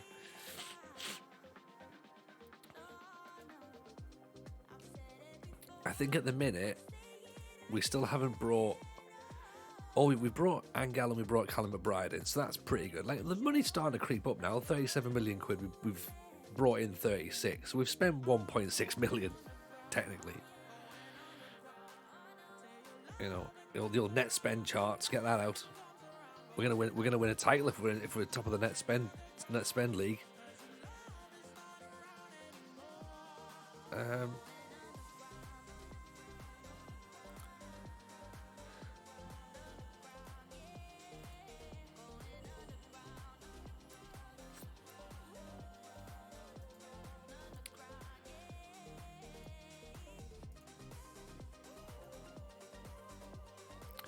Kerr Smith wants to join Norwich. I mean, he's not going to play for us, is he? Really? 30 years old.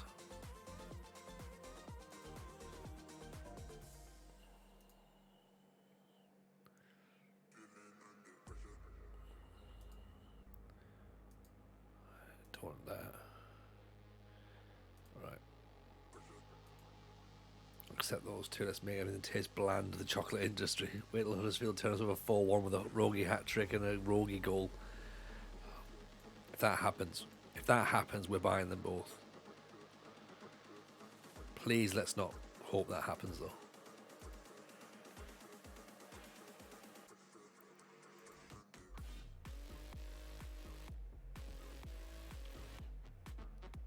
Ten days to go though till the league starts.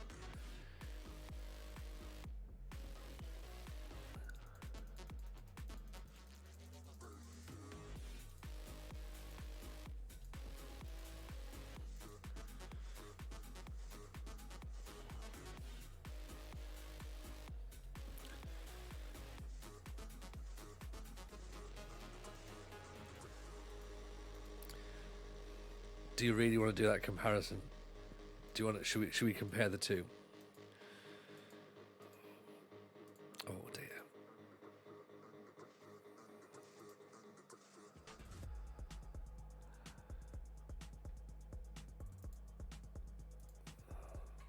Oh, okay. I didn't know that.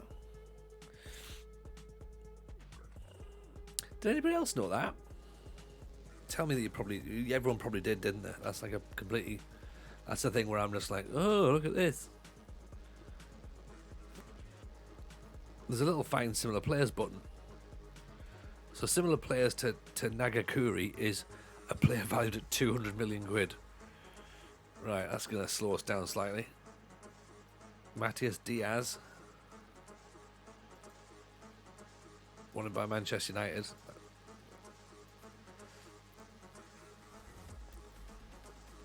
Worryingly, Ward is going to be a lot better finisher. Yeah, he's going to look. I've never used it. I've never used it at Arsenal. No. That's why I was quite surprised by it. I was like, well, what? Tell me what. Obviously, everyone else clearly uses it.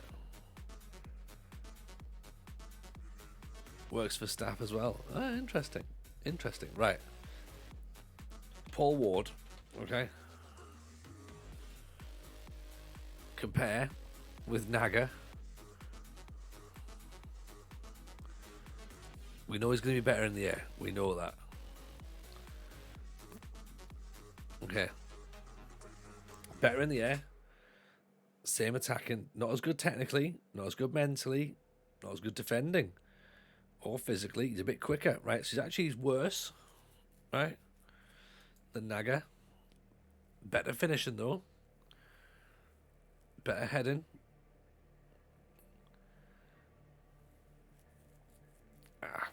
Naga does him every single time, every single attribute, apart from jumping, reach, and heading, and finishing. He does look a bit shit by comparison.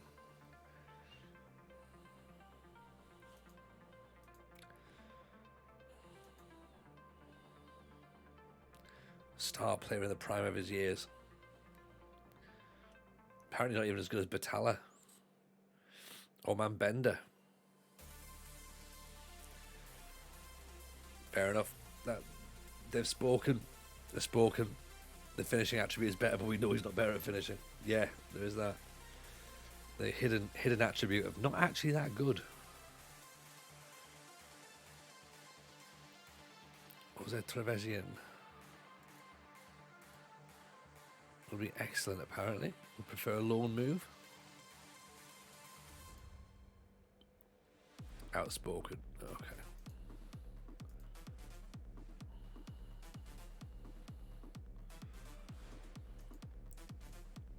This will be interesting. Battle of the forwards.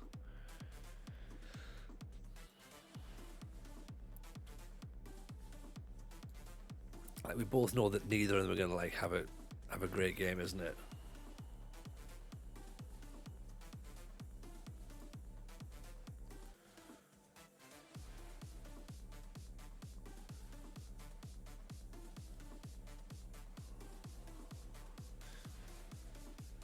Oh, hello.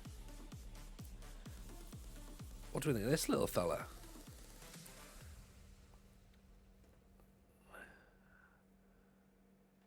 "20 years old, passing, teamwork, vision, acceleration, bit of dribbling, some crossing, heading, long shots.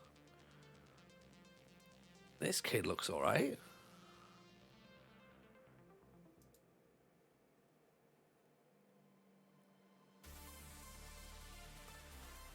Damn is right, yeah. He looks pretty handy.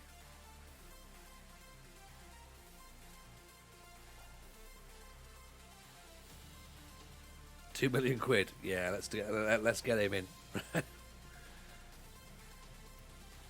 Minimum fee release clause. Bye now. Is the next Jesper Blomqvist. Quite possibly. Quite possibly.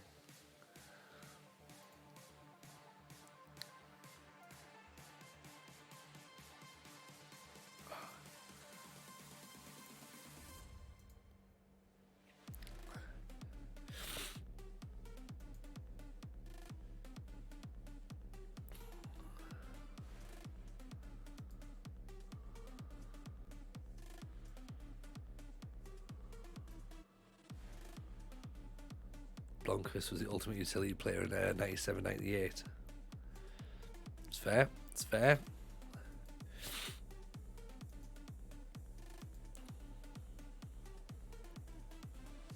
Looks handy though, this guy, doesn't he?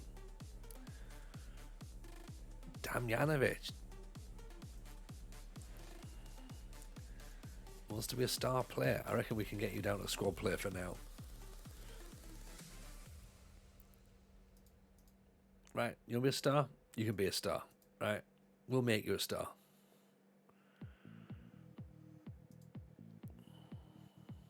£9,000.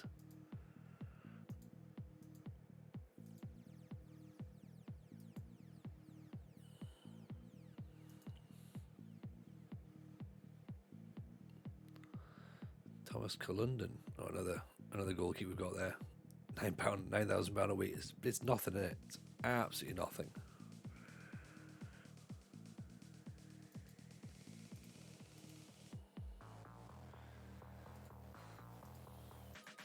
Which means someone like AC Milan's going to come in from Twumasi. Nah, not this season.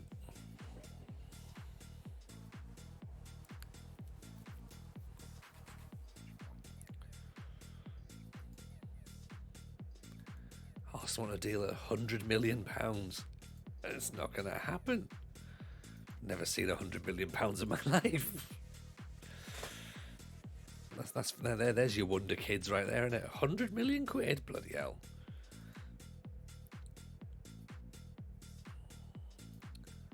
Right, is that? Has he managed to actually get any more caps yet? Still on 5.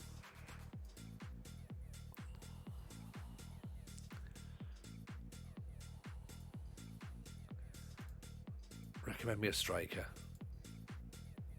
Another Blackburn player. Basically, why don't they just say, you know what you should do, Tony? You should go and manage Blackburn. Ryan McCauley. 5th in the Championship for shots on target. 5th for shots overall. 7th for expected goals. 7th for actual goals. Great pace. Loses headers though. Formerly in Crystal Palace. 18 goals last season, 27 the season before. Can find a defender? No, not yet. Not yet. Edward Bottazart. I like his name. Ty Collison, of course, plays for Blackburn.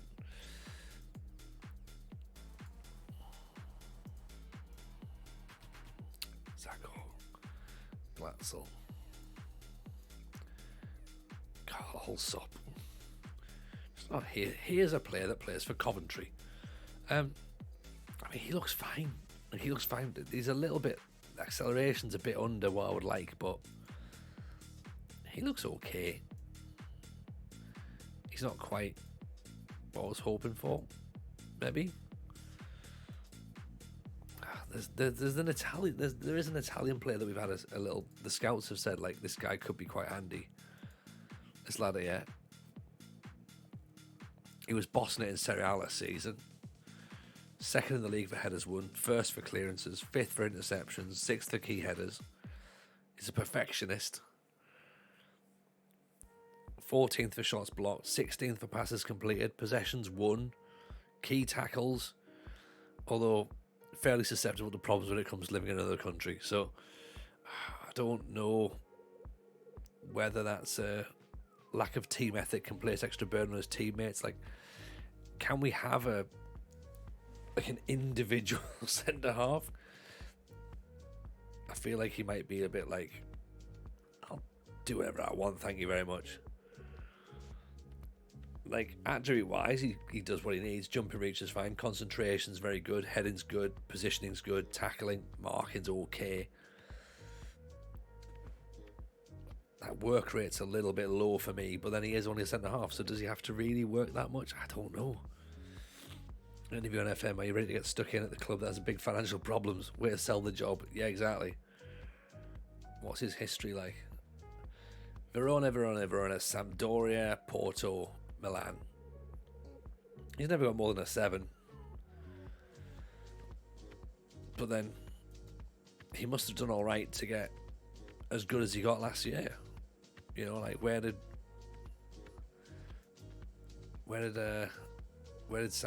Verona end last year?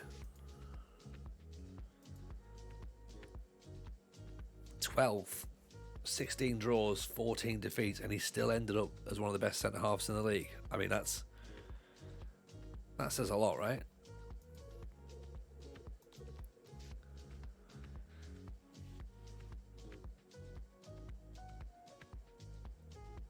Bravery means you'll go into situations that others might not. Let's compare him with who's leaving. Parsons. Parsons is a bit better in the air, a little bit quicker. There's not a lot between them, to be honest.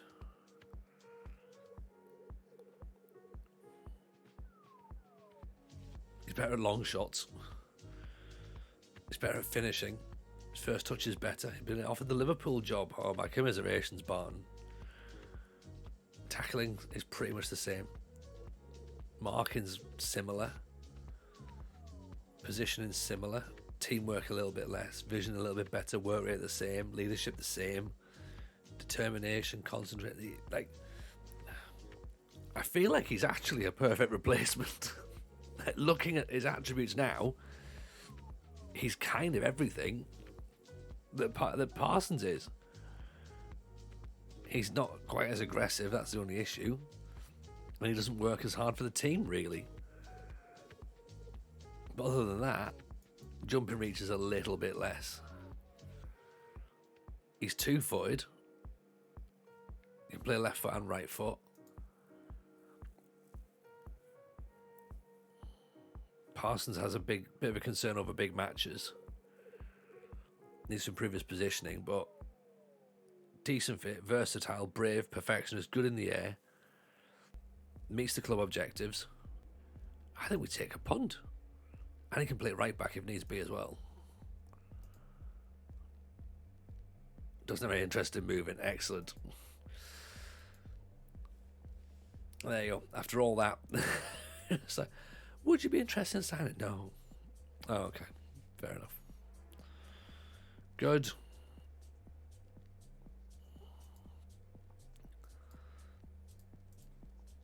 I'll put a little bit in anyway, but just in case. But it's a shame when you spend all that time going like, actually, I can make a case for him. And then he goes, I'm not interested. Adam Jackson's the other option. Again, I guess if we compare the same.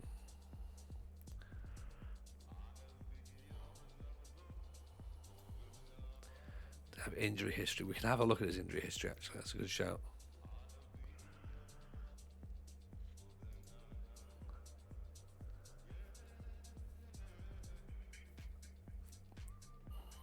Again, this guy's not too dissimilar as well. Better free kicks as well. Bravery's the same, just about. Jumping reach is pretty similar. Positioning's about the same. Off the ball, slightly better. Teamwork a little bit lower. Better penalties.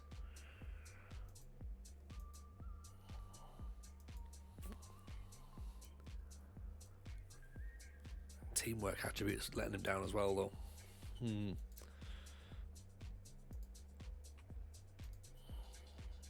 No, not massive injury history, to be honest. Just started British Steel, says Arsenal. I've been offered an interview based on my record, but I've not had the job yet. I think the post's been fucked up. Who is it you've gone for?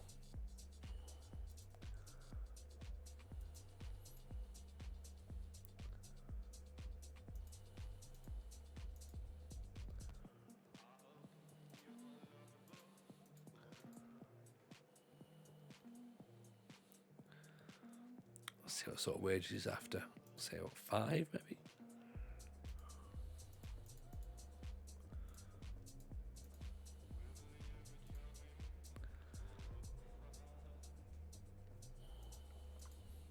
Is he gonna get a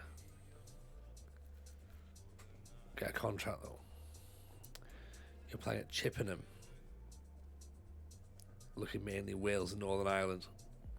I think that's the best way to do it.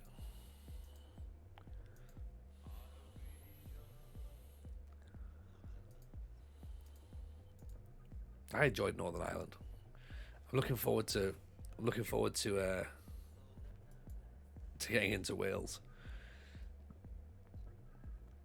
Gutted to see Parsons leave, sadly. And the thing is, we only get half of the money as well.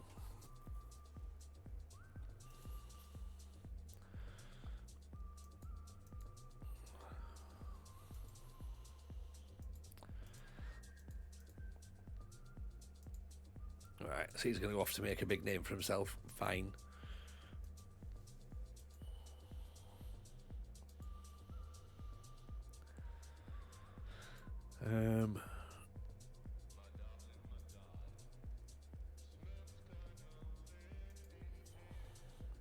It's okay. Don't worry, we can. So we definitely need another centre half now. Now he's gone. 7 more days till the Huddersfield game. Probably won't have a new centre half in by then.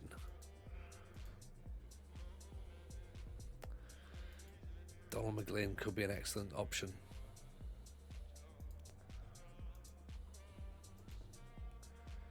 10th last season for goals, 9th for chances created, good in the air, 11th for assists.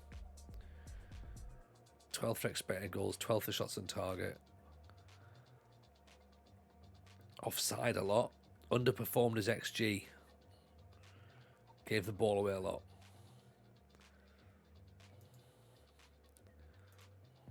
$20 goals in 43 matches, though.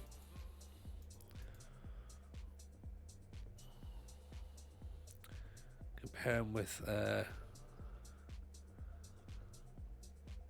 Naga. Terrific.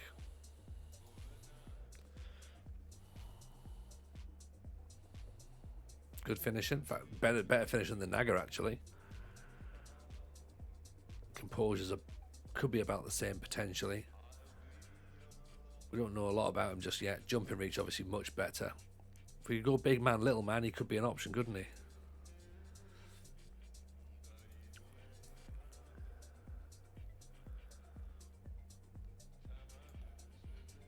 Hmm. 6-1. I guess we keep our eyes peeled on him. Try and see what sort of value he's going to come in at. Even Dill, how are you, pal? Welcome. If you're not following Dill, by the way, everyone, make sure you do. You should be doing that right now. Palace is looking all right. All right, thank you, Dill. We're just early doors. We got first league game of the season's coming up tonight, so we're looking forward to that. You're about to see us up against our old employers, Huddersfield, so you'll get to see that tonight. But yeah, we've just sold a centre back, so it means that we're now even more desperate to sign a centre back than we were previously, and we were pretty desperate before. We probably could still do another midfielder. We're trying to find a striker. We've got more money than I've ever known what to do with. I just can't spend it. Just can't spend it. Obviously, it's that thing of going like, yeah, we're in the Championship, but we're not the most attractive proposition in the Championship because there are better teams down there that like could be interested, and there's also teams in the Premiership who are like, you know what? How about you come to us instead? And it's like, right, yeah, of course. There's that, isn't there? There's the whole Premier League thing that you can go to, yeah. So that's fine. People obviously want to look at that instead. How many teams have you been on so far? 4 or 5. I think we've been on. This is our 7th team now, possibly. Let's have a little look. 1, 2, 3, 4, 5, 6, 7, 8th team actually. 8th team now. This will sound stupid, but you have to spend it now. Yeah, I agree. We've got to spend it, otherwise we're not going to have it next season, and we're not going to have it in January. Leddy looked like he had a good season last season.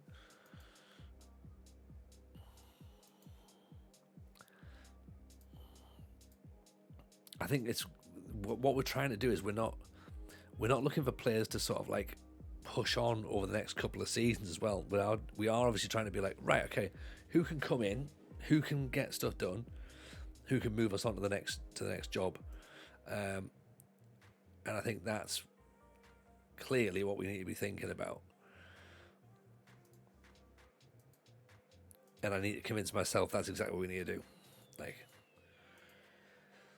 we've just found a winger. You have a look at this guy. He looks incredible. Eduardo. 6 million. He's not a DLP though, is he?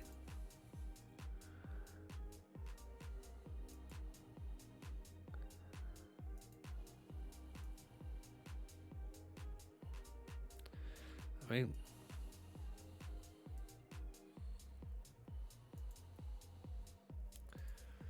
say really peaked with that Middlesbrough Cup as bigger than the Champions League. Oh, yeah, it's the only trophy. You know what I mean? Like we've missed out on the Papa John's, which is the one that I'm gutted about the most.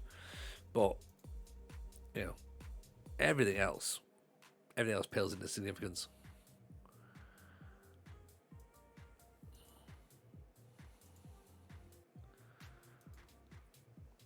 Let's try this guy.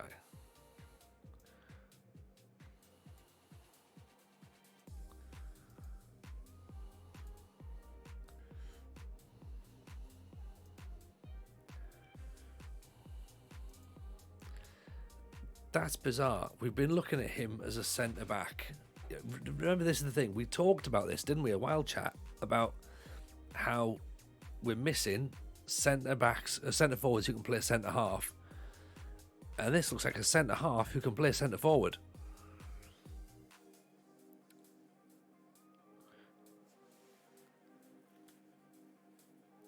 Positioning 14, marking 13, heading 13, jumping reach 15, bravery anticipation 16, acceleration. They're pretty good. That's pretty. One about Fiorentina on loan. Transfer listed for £3 million. We can do £3 million for that. This is the lad. Dill, look at this guy. Right? 20 years old. Okay? Heading 16, long shots 15, passing 15, teamwork 17, acceleration 15, dribbling and crossing, like, determination, work rate. It's basically Kulusevski, yeah, exactly. For £2.3 million. We're waiting for this guy. Hopefully we can get this guy in. If we can get him, we'll be very, very happy.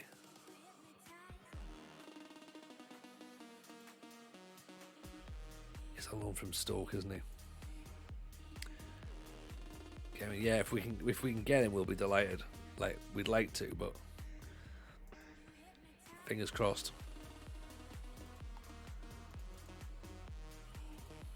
Actually, there was another guy at. I forgot there's a lad at Ajax actually who's probably too expensive now.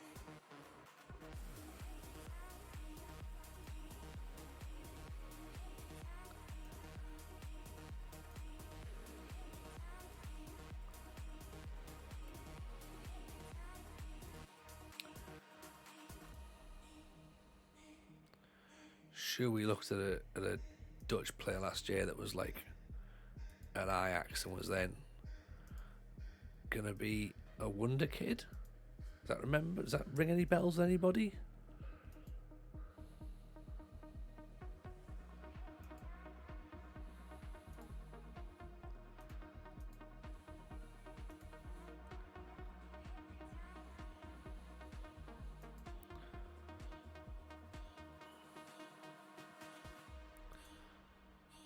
I don't think it was him.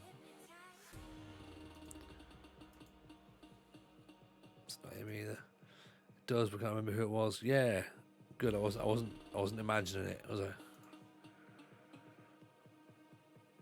Is it like Ajax 2 or something maybe?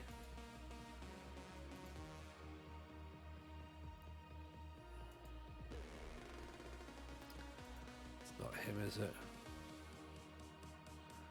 I'm sure it was a centre back.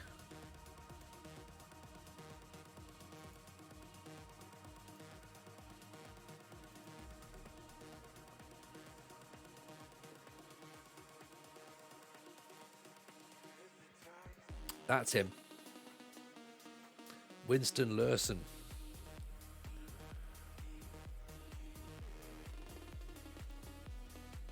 Promising centre back still. See if he's the guy.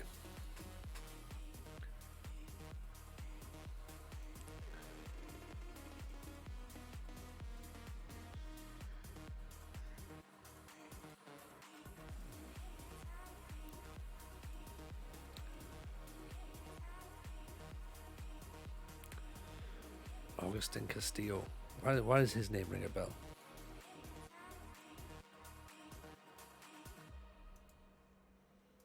Don't know why. Edward Carstens. Winston Lurson sounds like we were played in the 50s. Yeah, well, Winston Lurson at your service. Old gamer, welcome in. Appreciate the follow. Very kind. Edwin Carstens. Composure's very, very good. 16. Jumping reach 15. Can he maybe play in that anchor role as to cut players out? Good teamwork as well.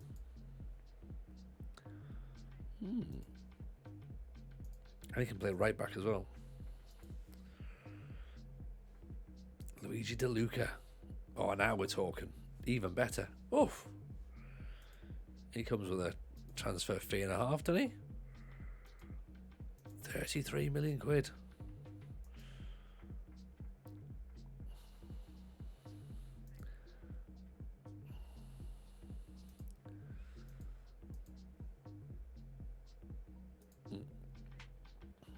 Probably not going to sign because he's already just moved. Dennis Best, there's our playmaker. Vision, passing, first touch. Flair, decision making, bravery, technique. Okay. Scottish. Only just left. Perfect.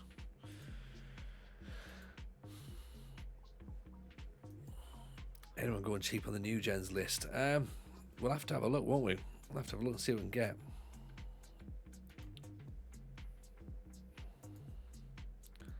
Clark McCady as well. Another good one for the future, but not this season, I don't think. Benjic, defensive mid. Where would you find the new gens list, though? What would you be looking at?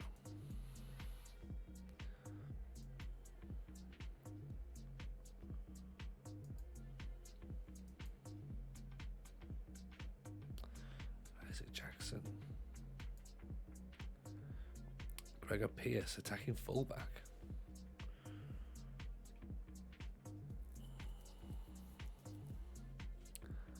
He looks handy, actually.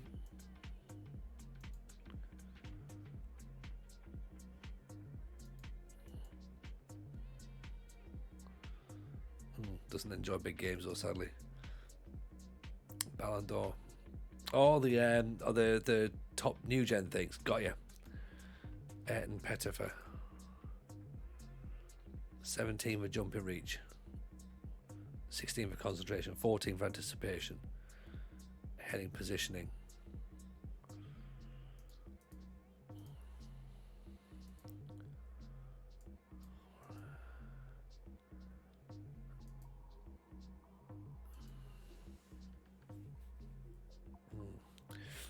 I guess the thing is are we trying to sign young players, or are we trying to sign first teamers?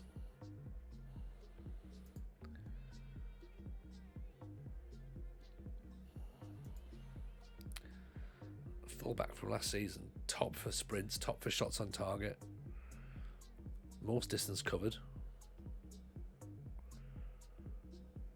very one-footed. Who's he comparing with?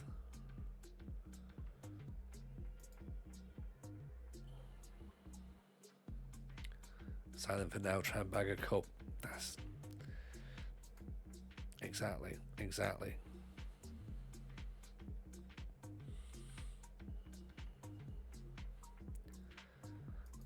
Doesn't matter if they're good enough at the right price. Well, if they're at the right price, absolutely.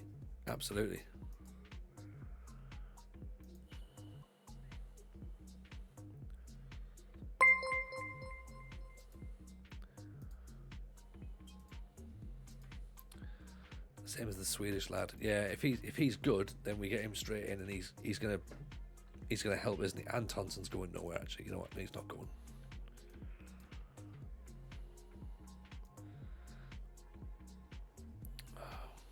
Wants to go Atletico Madrid.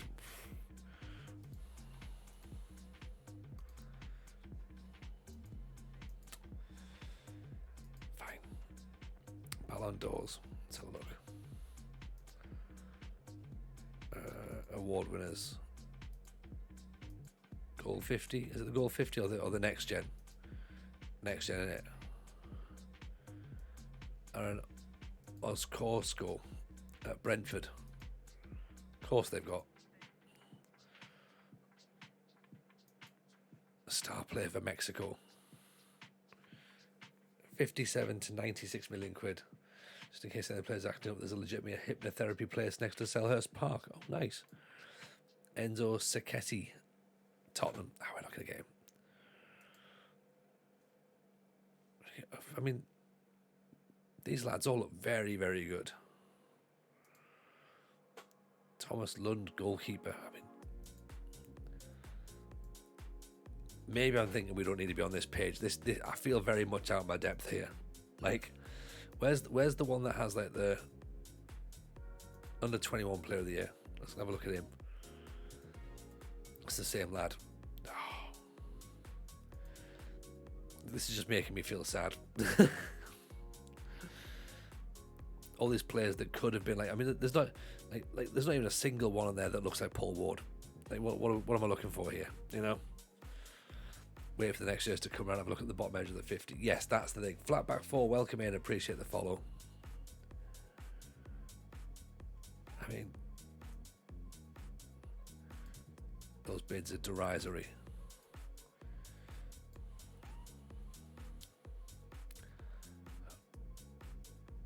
Should we? You know who does look like Paul Ward though? No, who looks like Paul Ward? Is it Paul Ward? He looks quite similar, doesn't he?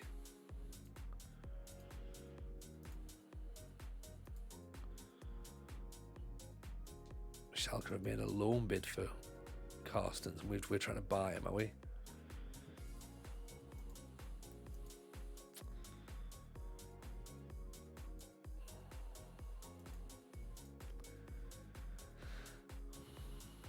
Doesn't want to go to Santander, that's fine.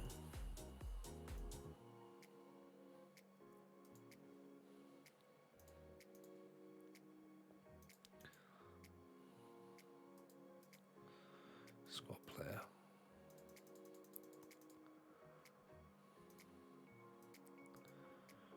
Don't see a scenario where you don't sign Paul Ward, probably do it off stream. Could you imagine? It's just me, just like, yeah, it turns out, lads, I just decided to do this instead. I would as well, you know. Remaining journey, it's at least 3 world-class players a year. Klozek's got an injury just before the start of the season as well.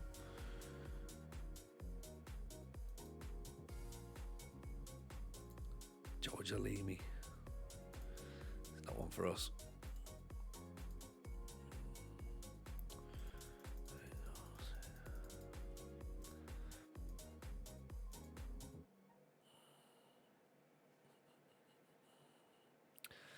Right. I think in my head I can start just about see players coming in, but I also think that there's part of me going, I'm panicking and I'm just buying loads of players.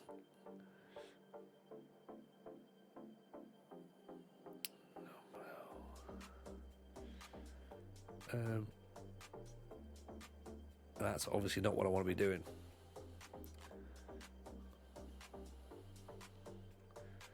I also don't think there's players in the squad who are actually good enough to be the backup for the fine.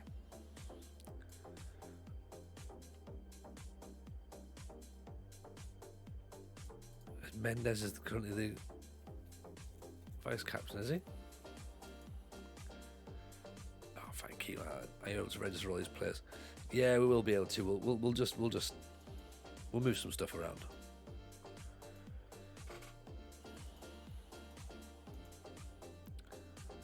Okay, Don's going for Brian Kelly. No, we're not going to go for that.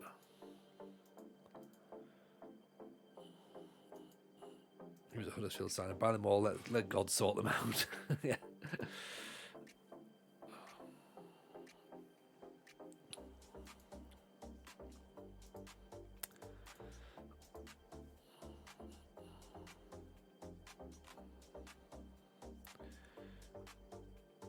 That's just a great bit.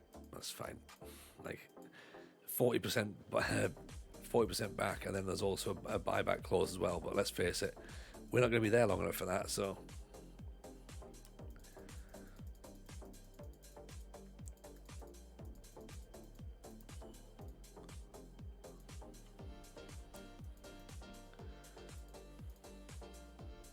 not interested. Okay, fair enough. What type of saves do I enjoy the most? Moving from club to club or being at one club? It's a bit of both, to be honest, Jay. I like starting at the bottom of the pyramid and moving around. Like, whether it's a one club save from the bottom to the top, like a part to Prem, If that's a thing, great. If we end up having to move and it's the club's choice, fair enough. If not, then I'll happily stay. But sometimes the clubs do want to move me on,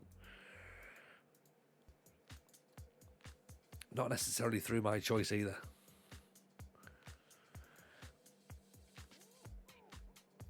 Right, we might have a right back now. Look at this disgusting formation. What? Ugh. Who taught them how to play like that? Actually, fourth. That's better than 4-2-3-1, isn't it?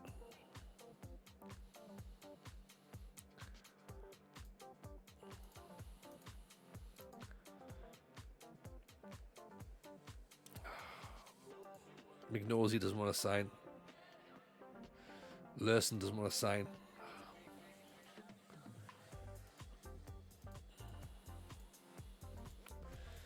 So that's two big moves that we've gone for that haven't materialised, sadly. So it might be the crazy centre back / centre forward that we go in for. Great, now Mets are going for a loan. Can we get him on a loan then? Probably not.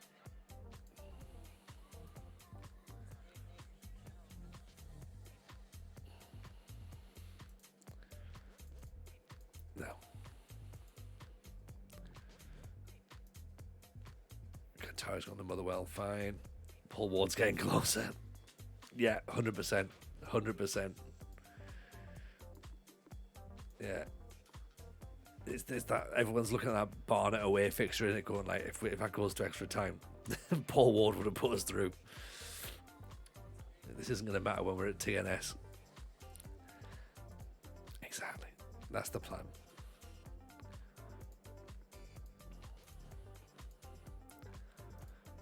Max Robson, we don't need.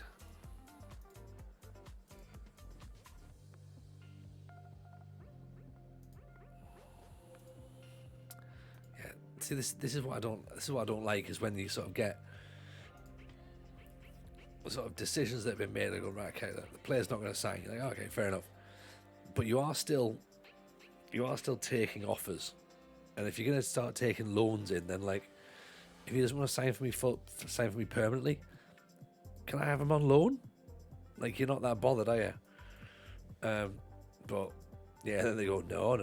You previously wanted to buy him. It's like, yeah, but he doesn't want to come.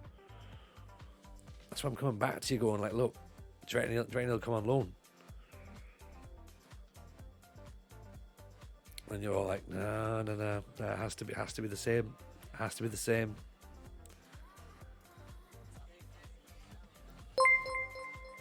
Evening, Mad Scientist. How are you, buddy? Welcome. If you, of course, in my chat are not following Mad Scientist, why the devil not? Why not? Get yourself following Mad Scientist. He's a top dude. Makes the greatest databases in the world. As you know, 98, 99 is currently available. There's the 92, 93 database if you're on FM23, 22 still. Also, mad enough to come to the UK just for a live podcast recording. So, basically, like one of the people that we look out for in the world. Pleasure to have you in Rambling Man. Jan United's in, Arian's in, Boomfin Charms in. This is England's in, of course. Holm with the follow as well. Danish Kev, Good Scotland's here. Welcome to everyone. This is the British Steel Challenge we're doing over here, which is the plan is to try and win everything in England, Scotland, Wales, and Northern Ireland. It's quite tricky. This one. We've currently done this though. This is where we are. We've currently this is our 8th club. 1, 2, 3, 4, 5, 6, 7. Sorry, 7th club, I should say. Crystal Palace is where we are. We moved from Huddersfield in our last match, and that's who we play in our first match. So we play our first match of the championship. Here we are. Play that game in 3 days' time. We're still trying to buy a striker, still trying to buy a centre-back, still potentially trying to buy a midfielder. Got a stack of money to spend and no one seems to want it. So I don't really know what we're supposed to do now. You know, trying to give people cash, and they're like, no, not really that fussed, Tony, to be honest. You keep your money. You keep your money. Your money's worthless around here. Although we may have just found absolute gem from Sweden. I think we might get his work permit agreed on the 11th. Palace fans are already buying Ward jerseys. First against Huddersfield is ironic. Oh, it's like it's written in the stars. It's written in the stars. That's exactly how it's going to be. It looks like Andre Serra could be the guy then. So centre back who can play centre forward. Clearly, he plays a target forward as well. Like, brilliant. Love that. Doesn't feel comfortable in big matches though, so that could be a concern. But this is our guy. Have a quick look at this one, everybody.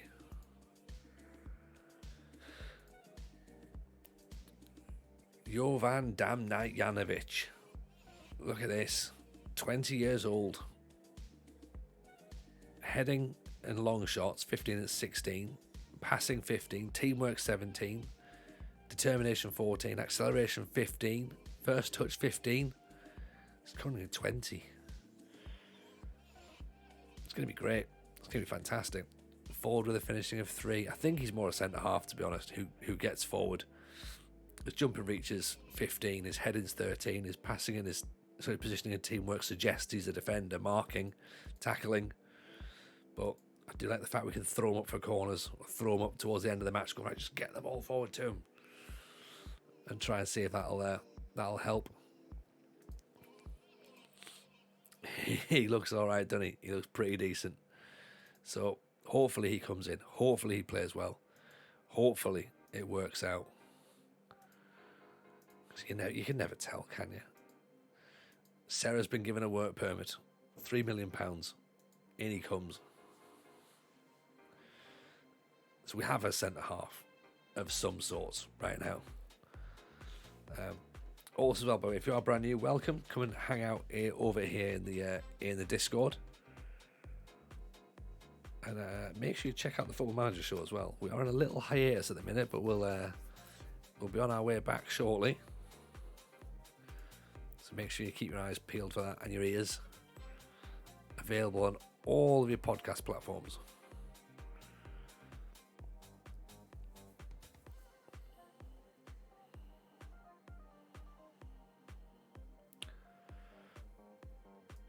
Yeah, we might be able to have to remove some players from the squad registration screen that we don't necessarily need or want. I'm going to try and move out the squad just to make way for a few more new signings, really. I'm just starting to rack up the cash now. This is probably the most I've ever spent, I think. RJ's come in, 25 mil on a right back.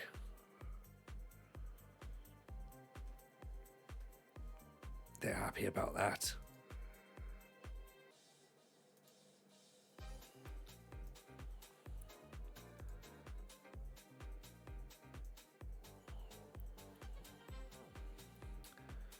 Right, so centre backs are going to have to be Katanich for now. Oh no, Serra. Ajay can go in. Bacolo can go on the bench. Isaac can come out for Militao.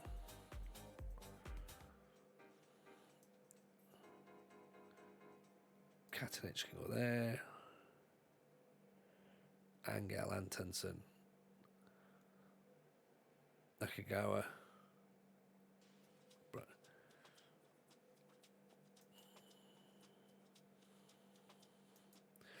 Even Rami, welcome in. Welcome in. I think that was pretty good. That looks like a decent enough team, doesn't it? What are we reckoning, chat? Is that instilling you with a bit of confidence? Or is it still lacking something?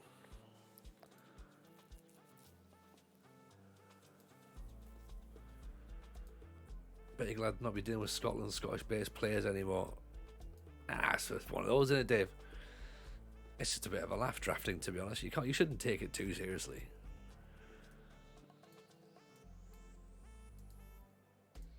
what I did, what I found was quite interesting though, was I was trying out a formation that we've been using offline, and I'm not sure if it could work in draft mode. But I was like, you know what, let's give it a little go, because again, like I've got a system that I know definitely works, and I was trying to sort of see if there's something else that we can do that's different. Turns out it doesn't work so well with Scottish players. You definitely needed to buy a striker. Pleasure to see you, Mad Scientist. As always, take it easy, my man. Appreciate the raid. You wonderful, wonderful, wonderful human being. Big love to you, of course. Glad to see you back as well, by the way. Glad to see you back. Hope the stream was good. Alright, this is the expectation. Top half finish. Be competitive in the FA Cup. Be competitive in the Carabao. You know what I mean? We've got to get something, right? Got to get something this season. Even if it's just promotion.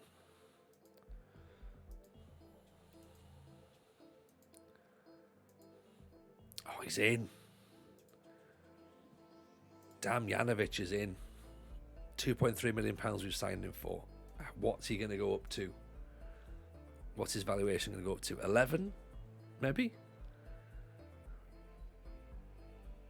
Just promotion would be fine. I'd take that.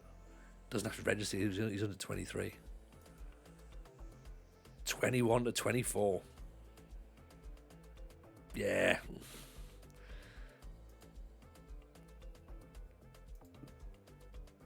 He's fine, isn't he? He's alright. Goddamovich.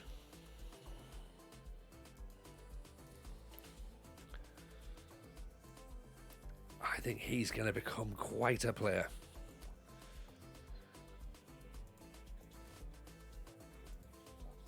Let's pop him on the bench, shall we? He's only just turned up, so we can't throw him straight in. He's the difference maker already. I think he could be, you're right. I think it's a good shout, actually. If he's the guy who just sort of like pops up, you know, changes the game. Like, yeah, give it to him.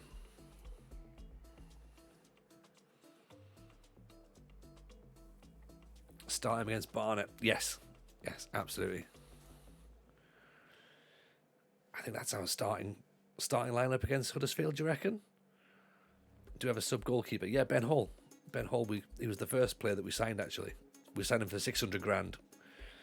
So he's going to be our backup keeper. Hluzek is going to go in as the starter, I think. Although, to be honest, you could actually play Hall, really.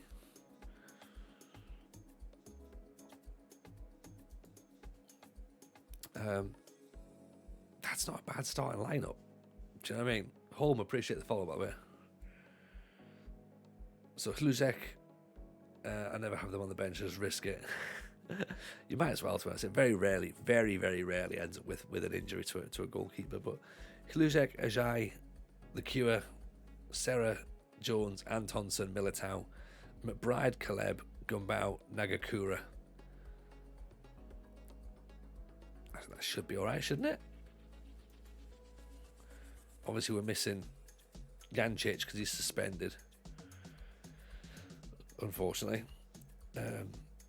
Bacola's on the bench, so he can obviously jump in as and when he needs to. Let's give Huddersfield a one, shall we?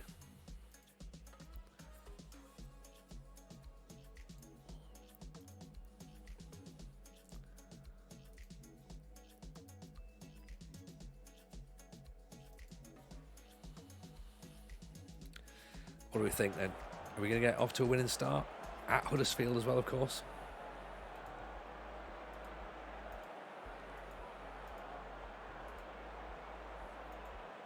Certainly hope so. Certainly hope so.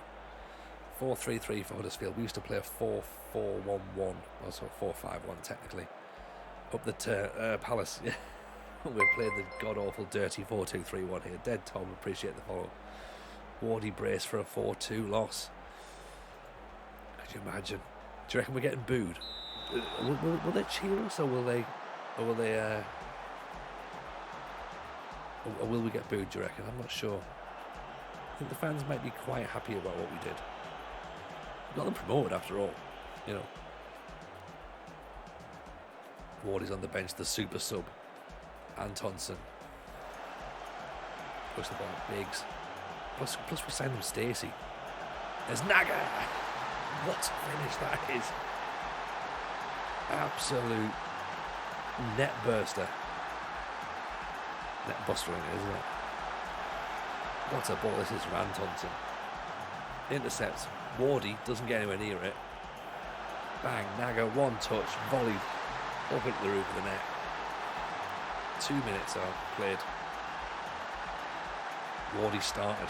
We are staying, or going up, sorry. Again, force of habit. We are staying, no, going up apparently.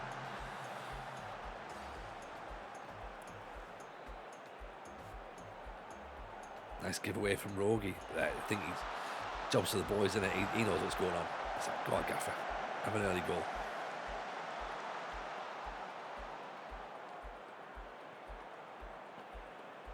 Nice ball out. Barnett, we tried to sell him. Ajay, Ward, blocked. Jones gets it clear. Gumbau brings it out as well.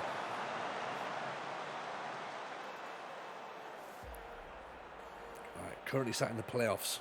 Okay, Tony, how goes it with the team you're making? Or is it dead in the water? I mean, hey, at the minute we're top three, so loving it, Rada. Absolutely, they call the season off now.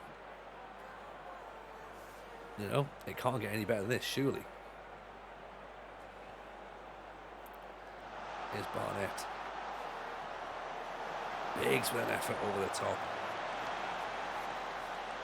Actually, it can get better. We've gone the second. We haven't even touched anything. Jones, Militao, Nagakura. Rachel with the save. The goalkeeper's Rachel. Oh no, the real life team. Oh, the real life team. Sorry, my mistake. Yeah, there's a plan. We're just going to try and see if it can actually happen. There's a couple of local pitches that are around that we might sort of be able to have a conversation with, but I need to sort of work out whether to go for like youngsters side or whether to try and make an actual sort of adult side first of all. But there's so much to think about. A lot more than I actually thought, believe it or not. Hardly surprises anybody other than myself. There's quite a lot to think about here. So yeah, there is a bit of a plan. It's sketchy at the minute, but we'll see. We'll see what we can do. That's a great ball in the back post there. TJFM is not dead in the water just yet.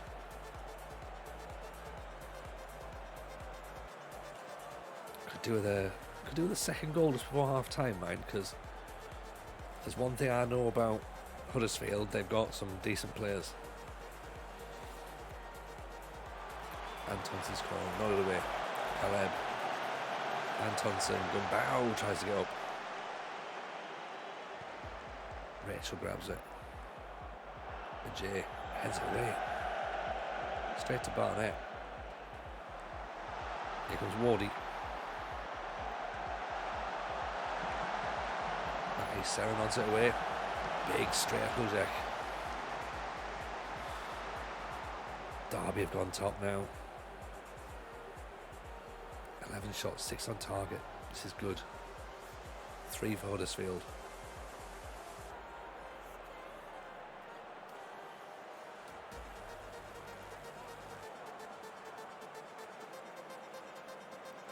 Challenge. That's right, Caleb gets in. Naga's through. Gumbau. They're all queuing up. Hughes blocks that. There's Antonsen and possibly Caleb trying to both take the shot there, I think. Gumbau picks it up. Calling again. That's it. Nice football, boys. Antonsen cleared away. Gumbau. Militao. Decent 45. We'll take that. Who's the passengers? McBride 6.7. Robert Smith 6.7. Jones 6.8. Caleb 6.8. If they're our passengers, then you'll take that, right?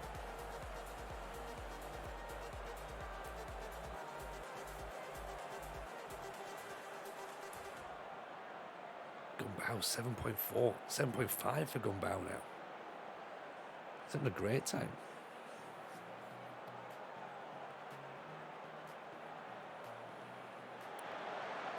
Jones, Caleb. Naga brought down, penalty. It's soft. But it was a foul. Caleb. 2-0.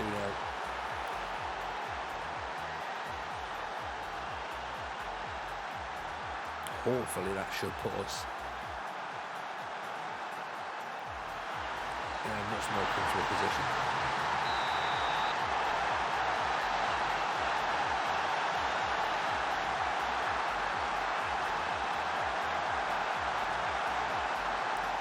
Brought centre half on for a left winger now.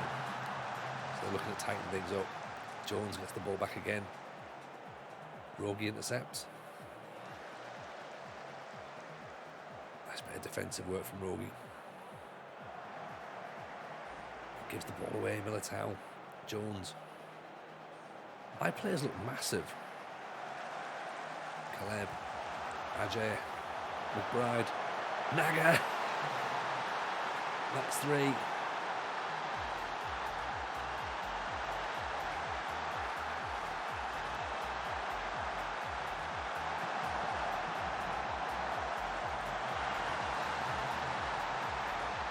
Yeah, everyone Naga looks huge.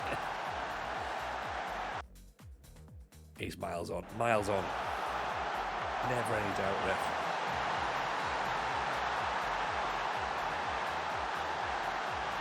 I think it's time for Ivanovic to come on as well, isn't it?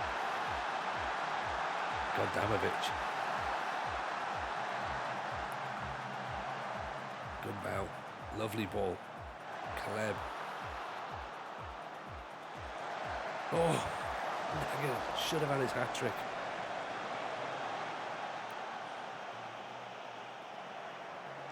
Yeah, it's time for him now, I think. Wait for this passage of play to die out.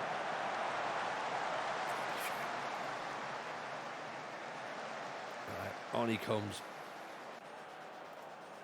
Time to see what he can do.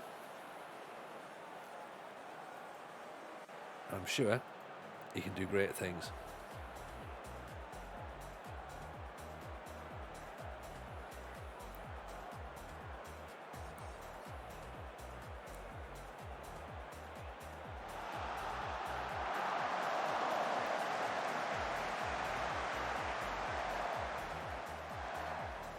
Here he goes. McBride. Decent tackle.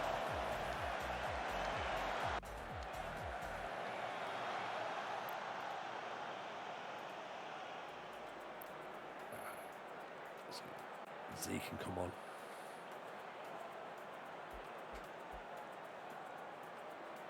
Three and up, 1 injury. Smith McBride. Oof.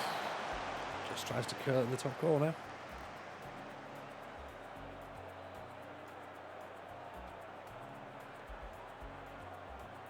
I mean, 3-0. 3rd in the league. Would take that.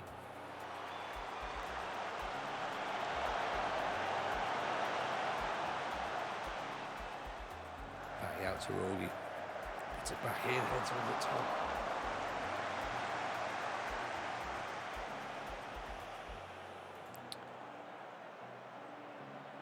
Now all we have to do is hope that we don't lose against Barnet. McBride, good run. There you go, look at that. That's a proper great run from McBride. Just like, right, running the clock down. 3.6 XG. 22 shots, 11 on target, 52% of the ball. That's a good performance, isn't it? Against Huddersfield. Like, turning up and being like, right, we're just going to smash you. They wouldn't have been expecting that. They would have been like, it'll be alright. It's not going to be too bad. And like, bang. Just absolutely thumped them.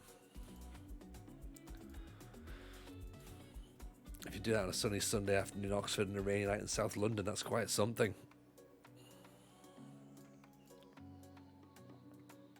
think we were superb, to be honest, there.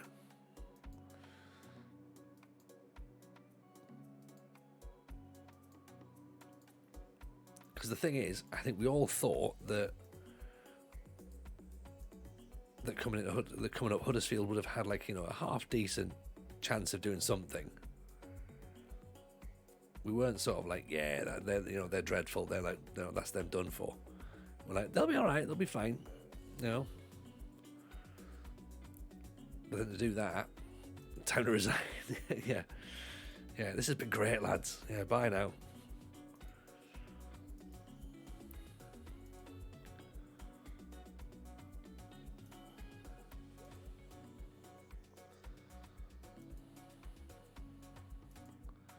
Huddersfield could be in for a long season. Yeah, maybe. And you know what? Maybe we'll be back at some point. In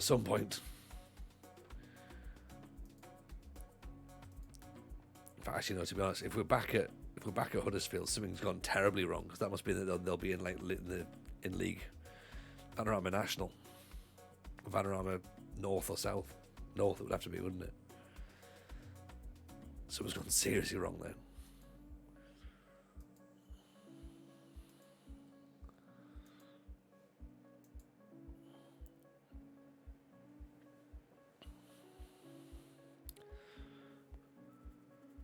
On the plus side, Wardy didn't score, right? So we can't be sat there going, yeah, we need to buy Wardy now. Like, he didn't score, so that's fine, right?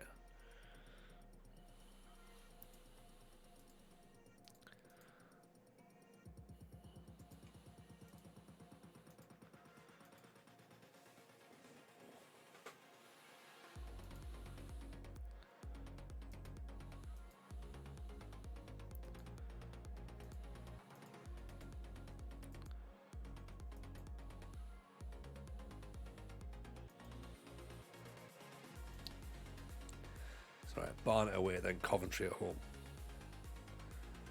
So that's three very, very interesting matches. Huddersfield away, Barnet away, Coventry at home. I sold a little fewer season tickets than last year. Obviously, no one saw the match against Huddersfield. The deadline must have already passed.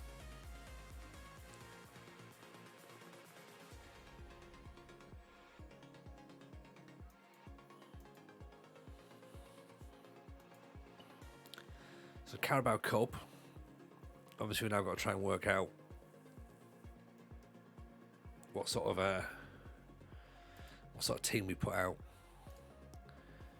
because we don't want to sort of like tank it straight away and be like, right, let's get an absolute second string out, but at the same time we don't want to run players into the ground.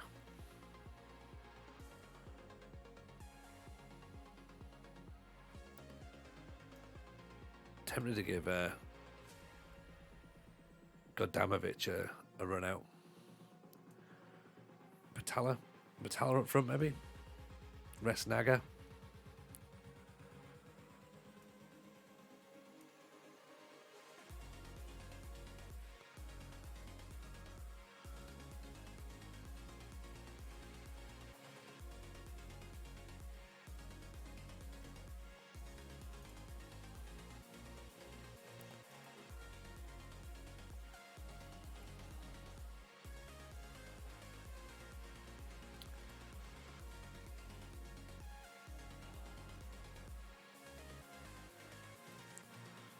Try that.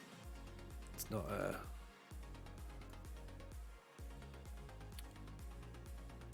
a complete 180. Right, there's a couple of changes in there. Yeah, we're not going to change everybody. We might bring some players off, but I kind of want to keep some players. You're not going to Celtic. You're not going to Santander. I think if we can keep some of the side who played against Huddersfield there, then that's great. Rotate some out, okay. So Tock's not playing then. It's going to have to be Z at left back because Sam Jones is injured. He's got injured in the match against Huddersfield. So Z goes in at left back then.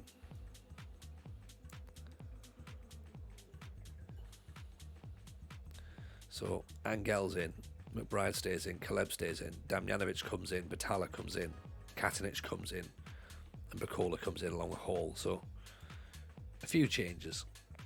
We can bring Manbender in for McBride on the second half. Trying to change things up a bit.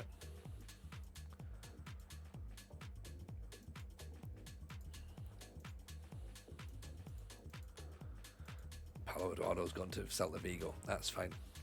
Didn't expect him to come to us, to be honest, once those clubs in Spain interested in him.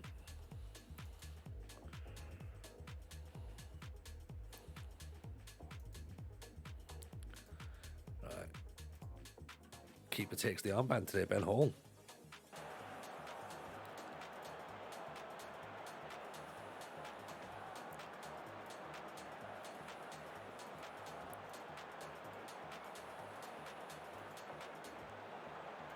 Wait a Barnett. Potential banana skin. Potential. Hopefully not, but hopefully we can get a professional job. 2-0.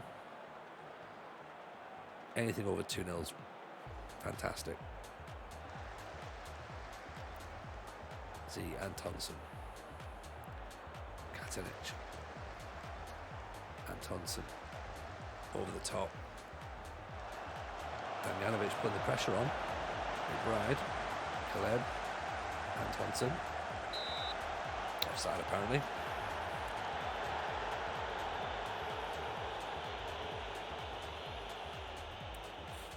Well, look, Barnett trying to get forward a little bit there. It's like, no, back you go. Don't go coming forward. This is not the sort of game for you. Just, you stay back. Caleb nods it on. Batala chases down. Intercepted by the cure. McBride turns away. Great cross. Damjanovic nods it down. Batala. Corner.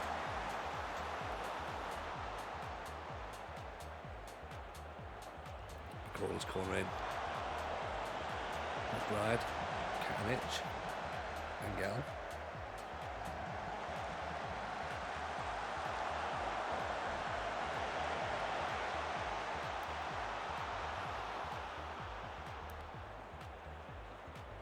Batala's free kick, straight at the wall. Dreadful free kick.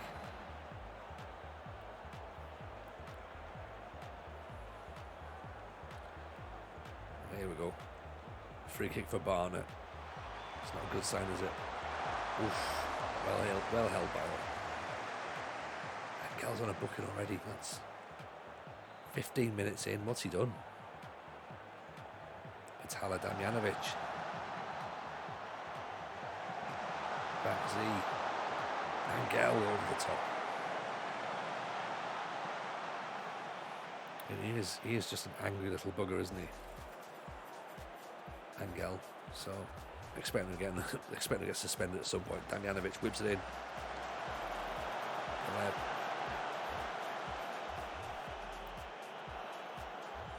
Bakola, Katanic. Bakola, great ball out. McBride. Pulls it back, Caleb heads it over the top. Not hit the target yet. No, once. It's not with right home back. We've had 7 chances. Once hit the target. Against, no offence, against Barnett. Caleb, great save by the keeper there. Not quite with his face, I don't think, but did definite blasties. Caller offside.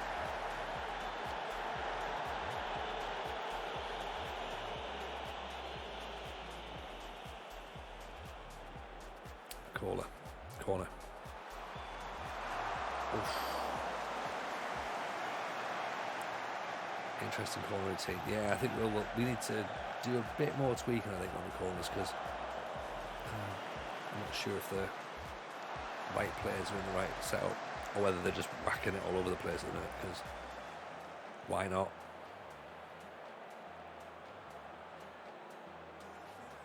We'll work on it as we go. It should be the same one that we used at Huddersfield, to be honest, but whether they've learned it or not is a question.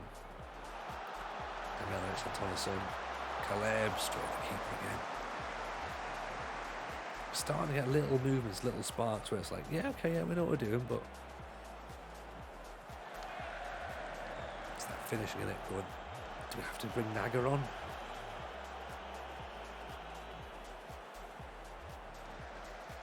I mean, it's set up for Wardy, isn't it, really? Antonsen, Caleb, Damjanovic, Z, Damjanovic, great cross, Caleb's header over the top.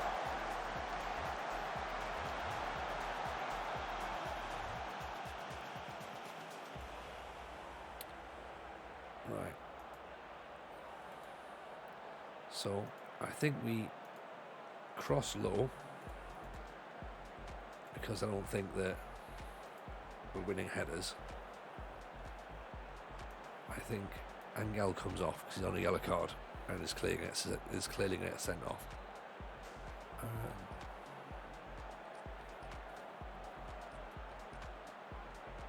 I think Naga has to come on for Batala. You know what? Let's put McBride up front. We'll put Manbender on for now. We can always change it if needs be. If we have to bring Naga on, we have to bring Naga on.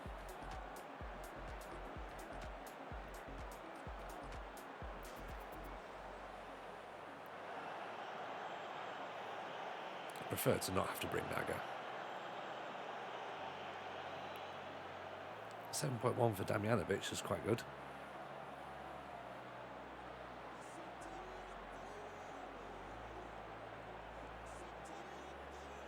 McBride's free kick over the top. We could move Caleb into the forward position as well and go 4-4-2 as well, or 4-2-4 I should say, which might line up slightly better. Caller's corner in, head away again. Damjanovic picks it up again. Katanic. Robert Smith gives the ball away. We win it back up. Antonsen, Manbender. Of all the people to get the goal,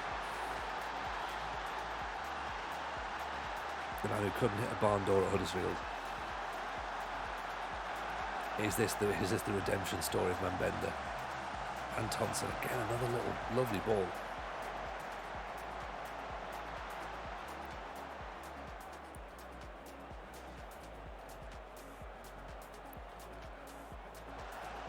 Caleb maybe needs to come off actually.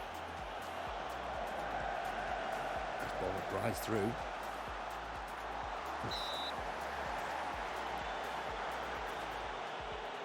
So let's bring Caleb off. We could do with Wardy. Think what we could do with Wardy if Manbender can score. Yeah. What's his settings for the game? We're on director cam.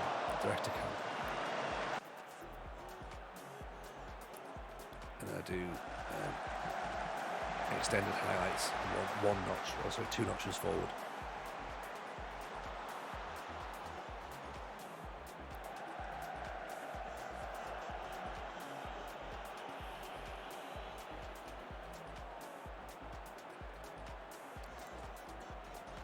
Smith's tired, I might have to bring him off actually. Right, Manbender. And the ball through is Militao. Oof. Hit that with some aggression, didn't he? Stick Diaz on.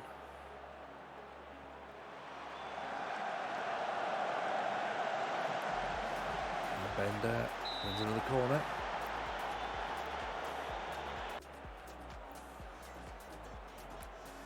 I think we can make one more change actually. So the question is, do we bring McBride off? put Naga on and try and get a second goal.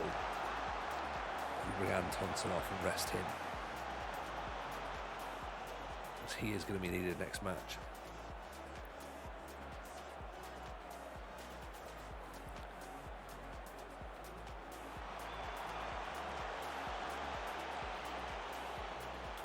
Bride. Inside to Verissima. Oh, he's going for that, surely. Zacharakis has gone. Red card. Horrible tackle. Bride's free kick, saved by Broom.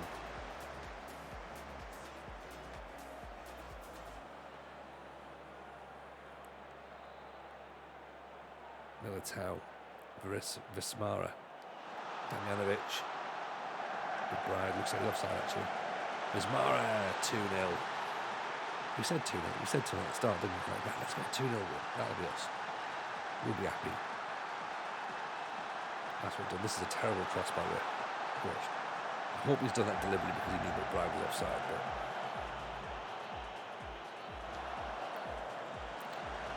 but ahead of him was he as well.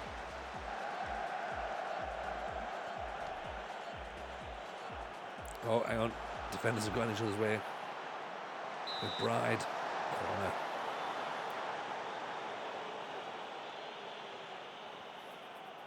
That's what you want strikers. We're not going to give things up. Oh!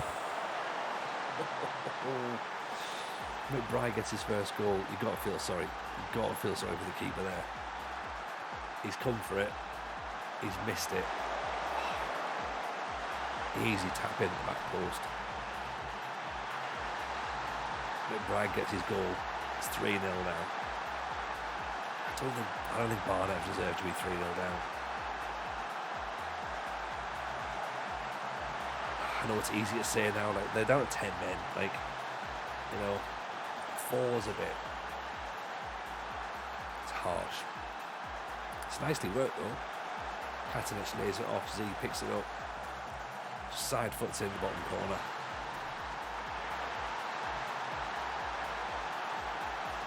For us, this is all like morale now.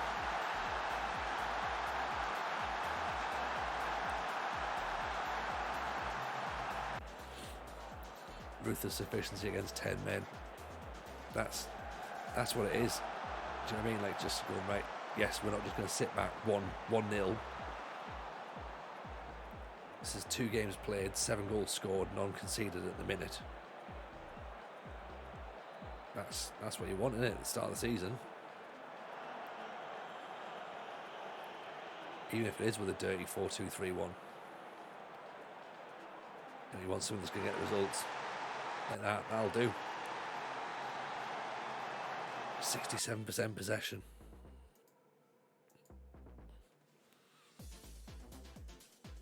They're in the next round of the cup. That's what we got, you know what I mean? It's alright hammering teams, but we've just considered RJJ and Bailey yet. We haven't considered them yet. Because they're you know, they're a given, right? Preto went to Forest. Dirty or not, it works. True. There is that.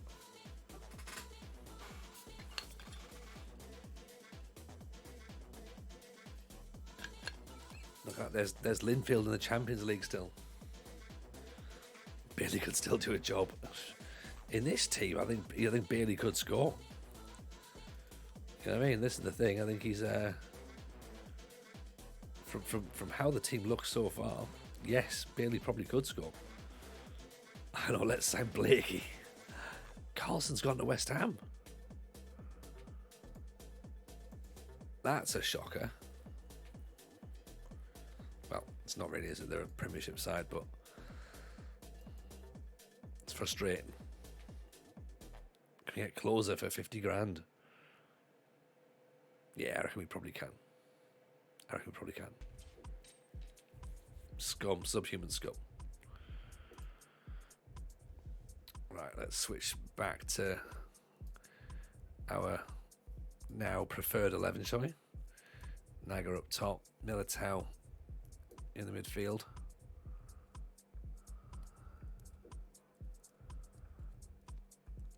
Players have reacted badly to a collective win bonus. I've not seen that before.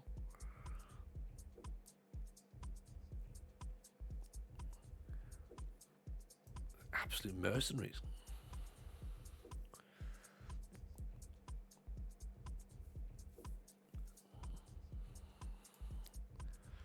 Carstens to Schalke, yeah, I saw it. So it's a bit of a kick in the tits, isn't it, really? He would have been good. But again, I think like we've sort of got to remember that we're not going to be getting these players. Like it's having to remember that we're still in the championship. Like, and as good as it would be to be able to go toe to toe with these teams, like we obviously have to remember to go, yeah, you know what, there's going to be some moments when we're not going to have those luxuries. So yeah, we'll play as we are. Serra and Jancic are going to come in at centre back. So essentially it's a brand new back four, which I don't know if that's a good idea or a bad idea, but I think we've got some. The Cure needs resting. He's excellent against Barnet though. He was brilliant. Carabao Cup second round. Who do you fancy? Cambridge away. Winnable.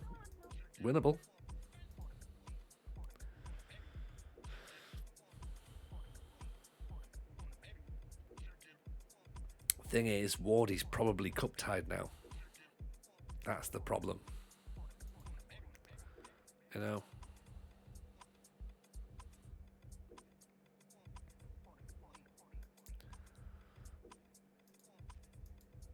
That is a concern.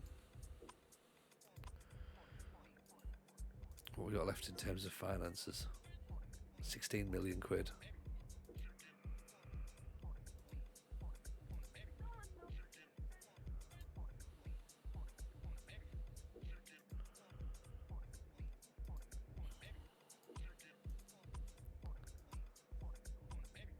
Oxford Legend versus Cambridge. Oh yeah, it's the Tory derby, isn't it? Borrego. That's a lot of money. 84 million. I don't think we're getting him anytime soon. What were the board disappointed with? Signing players under the age of 20 for the future. Yeah, we haven't done that yet. So we will do. But at the minute, we're signing players to win us the division. Because that's slightly more important at this point.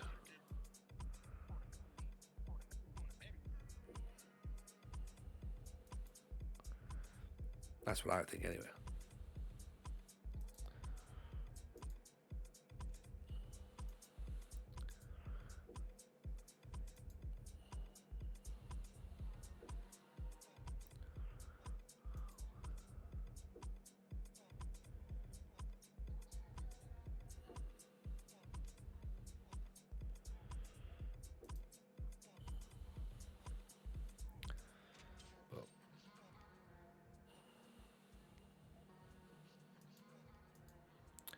Shaka, 200 grand a week. Wow. Yeah, we're not going to get him, are we? Another Romanian player there. 5'10", jumping reach 1 to 5.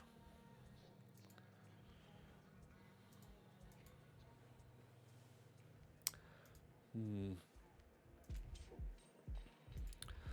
will have to sign a centre forward at some point. We know what's going to happen as well, don't we? That like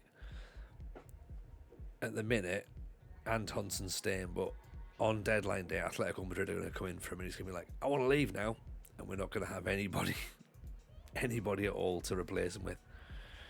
So I think we play the Coventry game, then we start thinking for the next match to be like, right, next stream, go right. Who can we get? Who can we replace him with? Tottenham forwards. That's not a bad shout, actually. It's not a bad shout at all.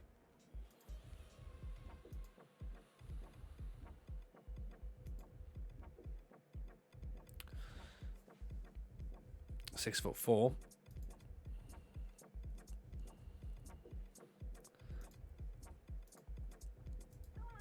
Luigi Nicolosi. Michael Hadland, wing back, looks pretty decent actually. Ewan Bowen, centre half.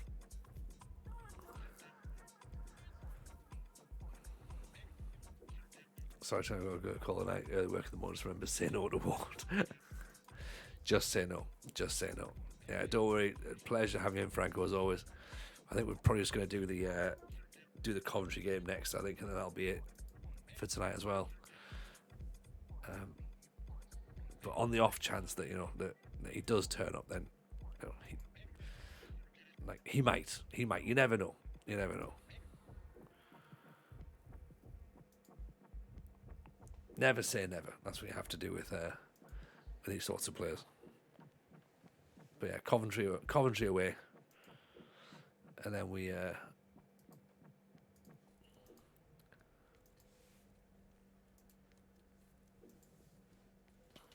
Then Ipswich, but that'll be on. Well, what day are we on now? Monday, probably Wednesday for that one.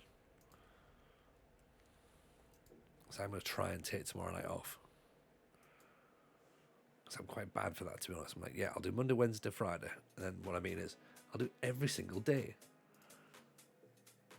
Let's not rule it out. There's still plenty of time to panic buy. Oh, so much time, Zeke. Like, you start get yourself a list of players who I'm going to buy on transfer deadline day.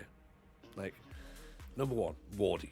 I'm not even sorry. I'm not even sorry. It's just going to be the thing. Right. Absolutely going to happen.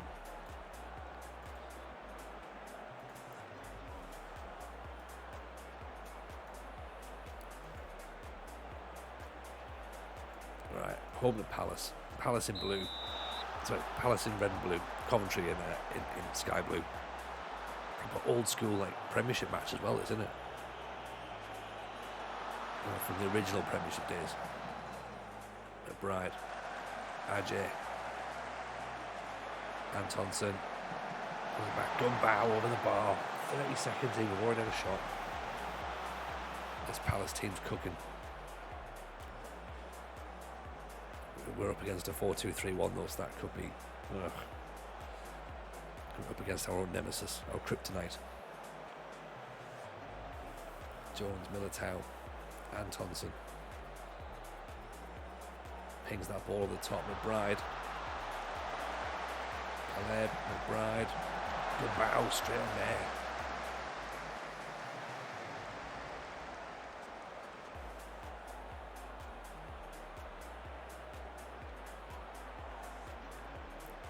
Jones, Caleb, Gumbow. Over the top, Caleb shields it down. Bow picks it back up. Has another go. Nagakura goes in. McBride tries to win the header. Naga's trying to win headers, man. Great idea, Naga. 71% possession. 3 shots, 1 on target. Again, maybe some chance conversion training might be all done with players buying them a gut feeling, hoping they turn out to be good. Yeah. Ricky Piggy, welcome in, appreciate the follow. Love the delusion of grandeur. He might win a header. Yeah.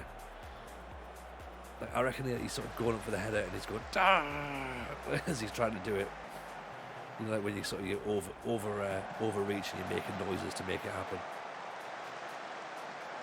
That's what she said, maybe. Oof, off the bar.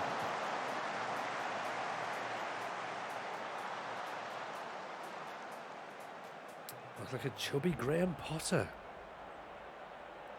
Thanks, Ricky Piggy. That's quite the introduction there. Well played.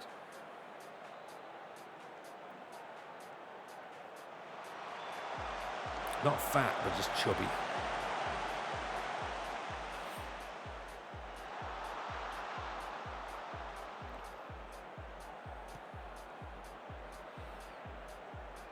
Oh, hang on. Oh dear. 1-0 down. This is going to be a big test now, isn't it? We've never been a goal down before. What are we going to do now? Both two defenders going for the same ball.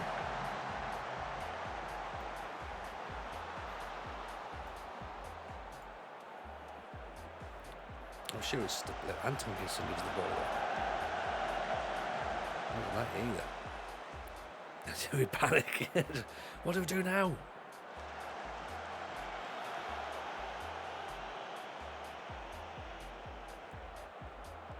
I mean, look at that. That's how you play out of trouble, isn't it? If we score from here, this is going to be like incredible.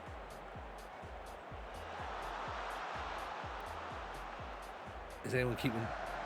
Oh!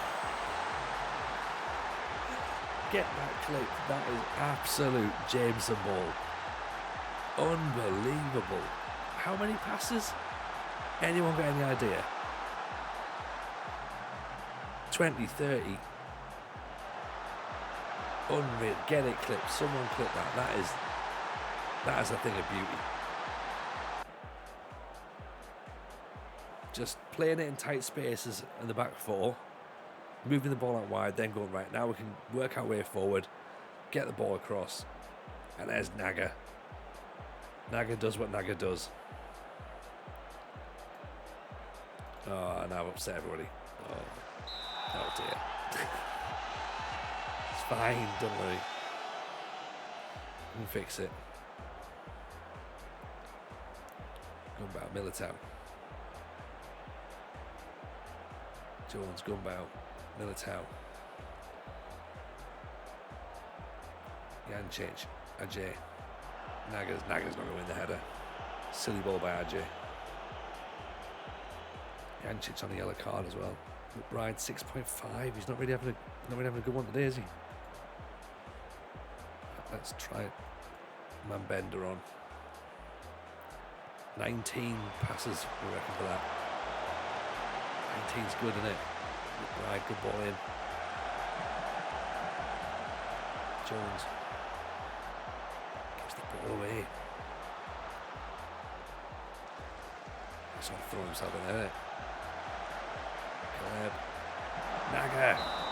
Naga does what Naga does, then TJ does what TJ does. Between us, it'll be just about fine, won't it? We think. There's Lucy with the interception, who of course we looked at and was like, oh, I don't really know if he's the right player. So of course he's going to play well today.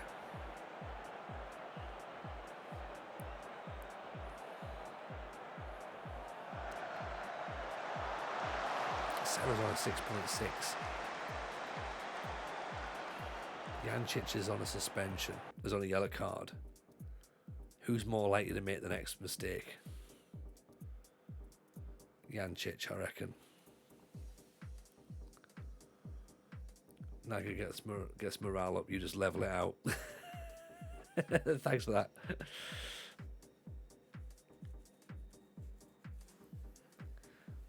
Yeah, everyone, isn't this great? Oh, yeah, sort of, Gaffer, I suppose, technically, yeah. Alright, fine.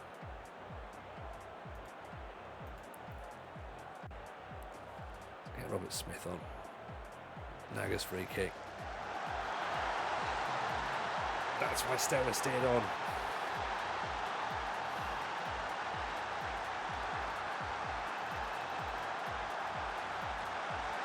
The big man for the big occasion. Heads up with the back post. Get up there.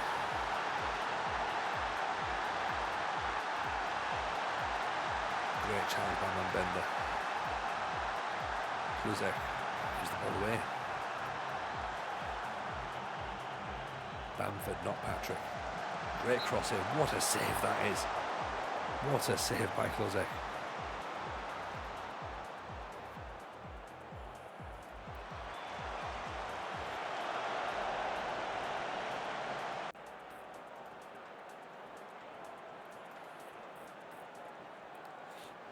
Bender picks the ball up. 20 minutes to go, I reckon now. Can we see this game out? I hope so. 15. Let's Look around now. Anyone we can make a change for? I think we can probably bring Caleb off actually. Rest Caleb. Get. Oh, what's that? Oh, we can't use any more stoppages. Right. Okay. Fair enough. Start clipping the Discord. Lovely goal. Brilliant. Appreciate it. Thank you very much. Very kind. Very kind. See, it was a hell of a goal, wasn't it? That's the sort of goal we all want to be proud of.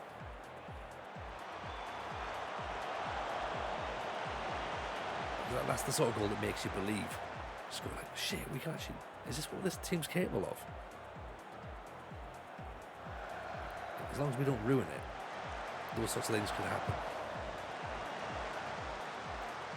Look at Naga coming deep to collect the ball.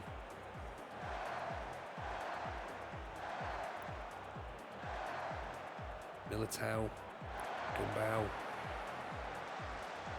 cross it in, Caleb straight at the keeper. Doesn't seem to be on the way of us to bring a sub on, so Gumbau, oh, missed it. I think I saw press pause. Militao, Caleb, Gumbau straight at the keeper again.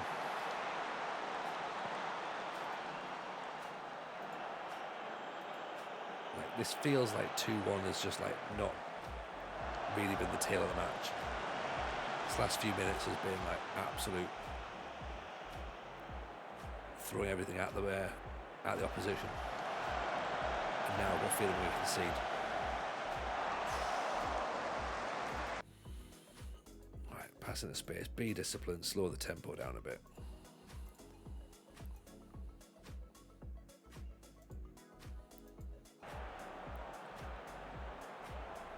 Great ball, man bender.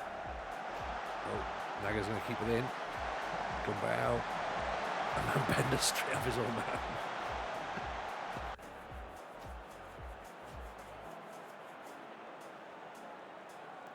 I think this is all right, isn't it? 3 games, 3 wins. We'll take that. Another 70% possession game. I mean, that's what you want, right? Has Wardy scored goals, has he? No. Yeah, another performance from Wardy. No goals. Huddersfield sat bottom. We're sat second. Oh, might be a long season for Huddersfield, as you say. And a goal difference of +4 already. -6 if you're Huddersfield. Been linked with Jake Ward. That's another Ward. 6'6", centre half. Wanted by Huddersfield. Hud's boss wishing he didn't leave Colchester. It's gonna be a long season, I think, isn't it? But right, Wardy needs rescuing. Maybe he does. Maybe he does, Barton. Maybe he does now. I had fun tonight. That was good. Let's work out who else is still online for a bit of a raid. Because that's what we'll do. That we'll ditch out. Pass you all over to someone else to play with. And I think we've got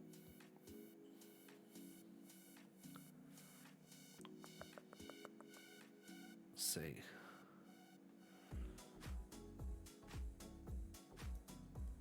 What's this guy say? Try to find a way to pull my save over. Right, this guy looks like he's having a bit of a.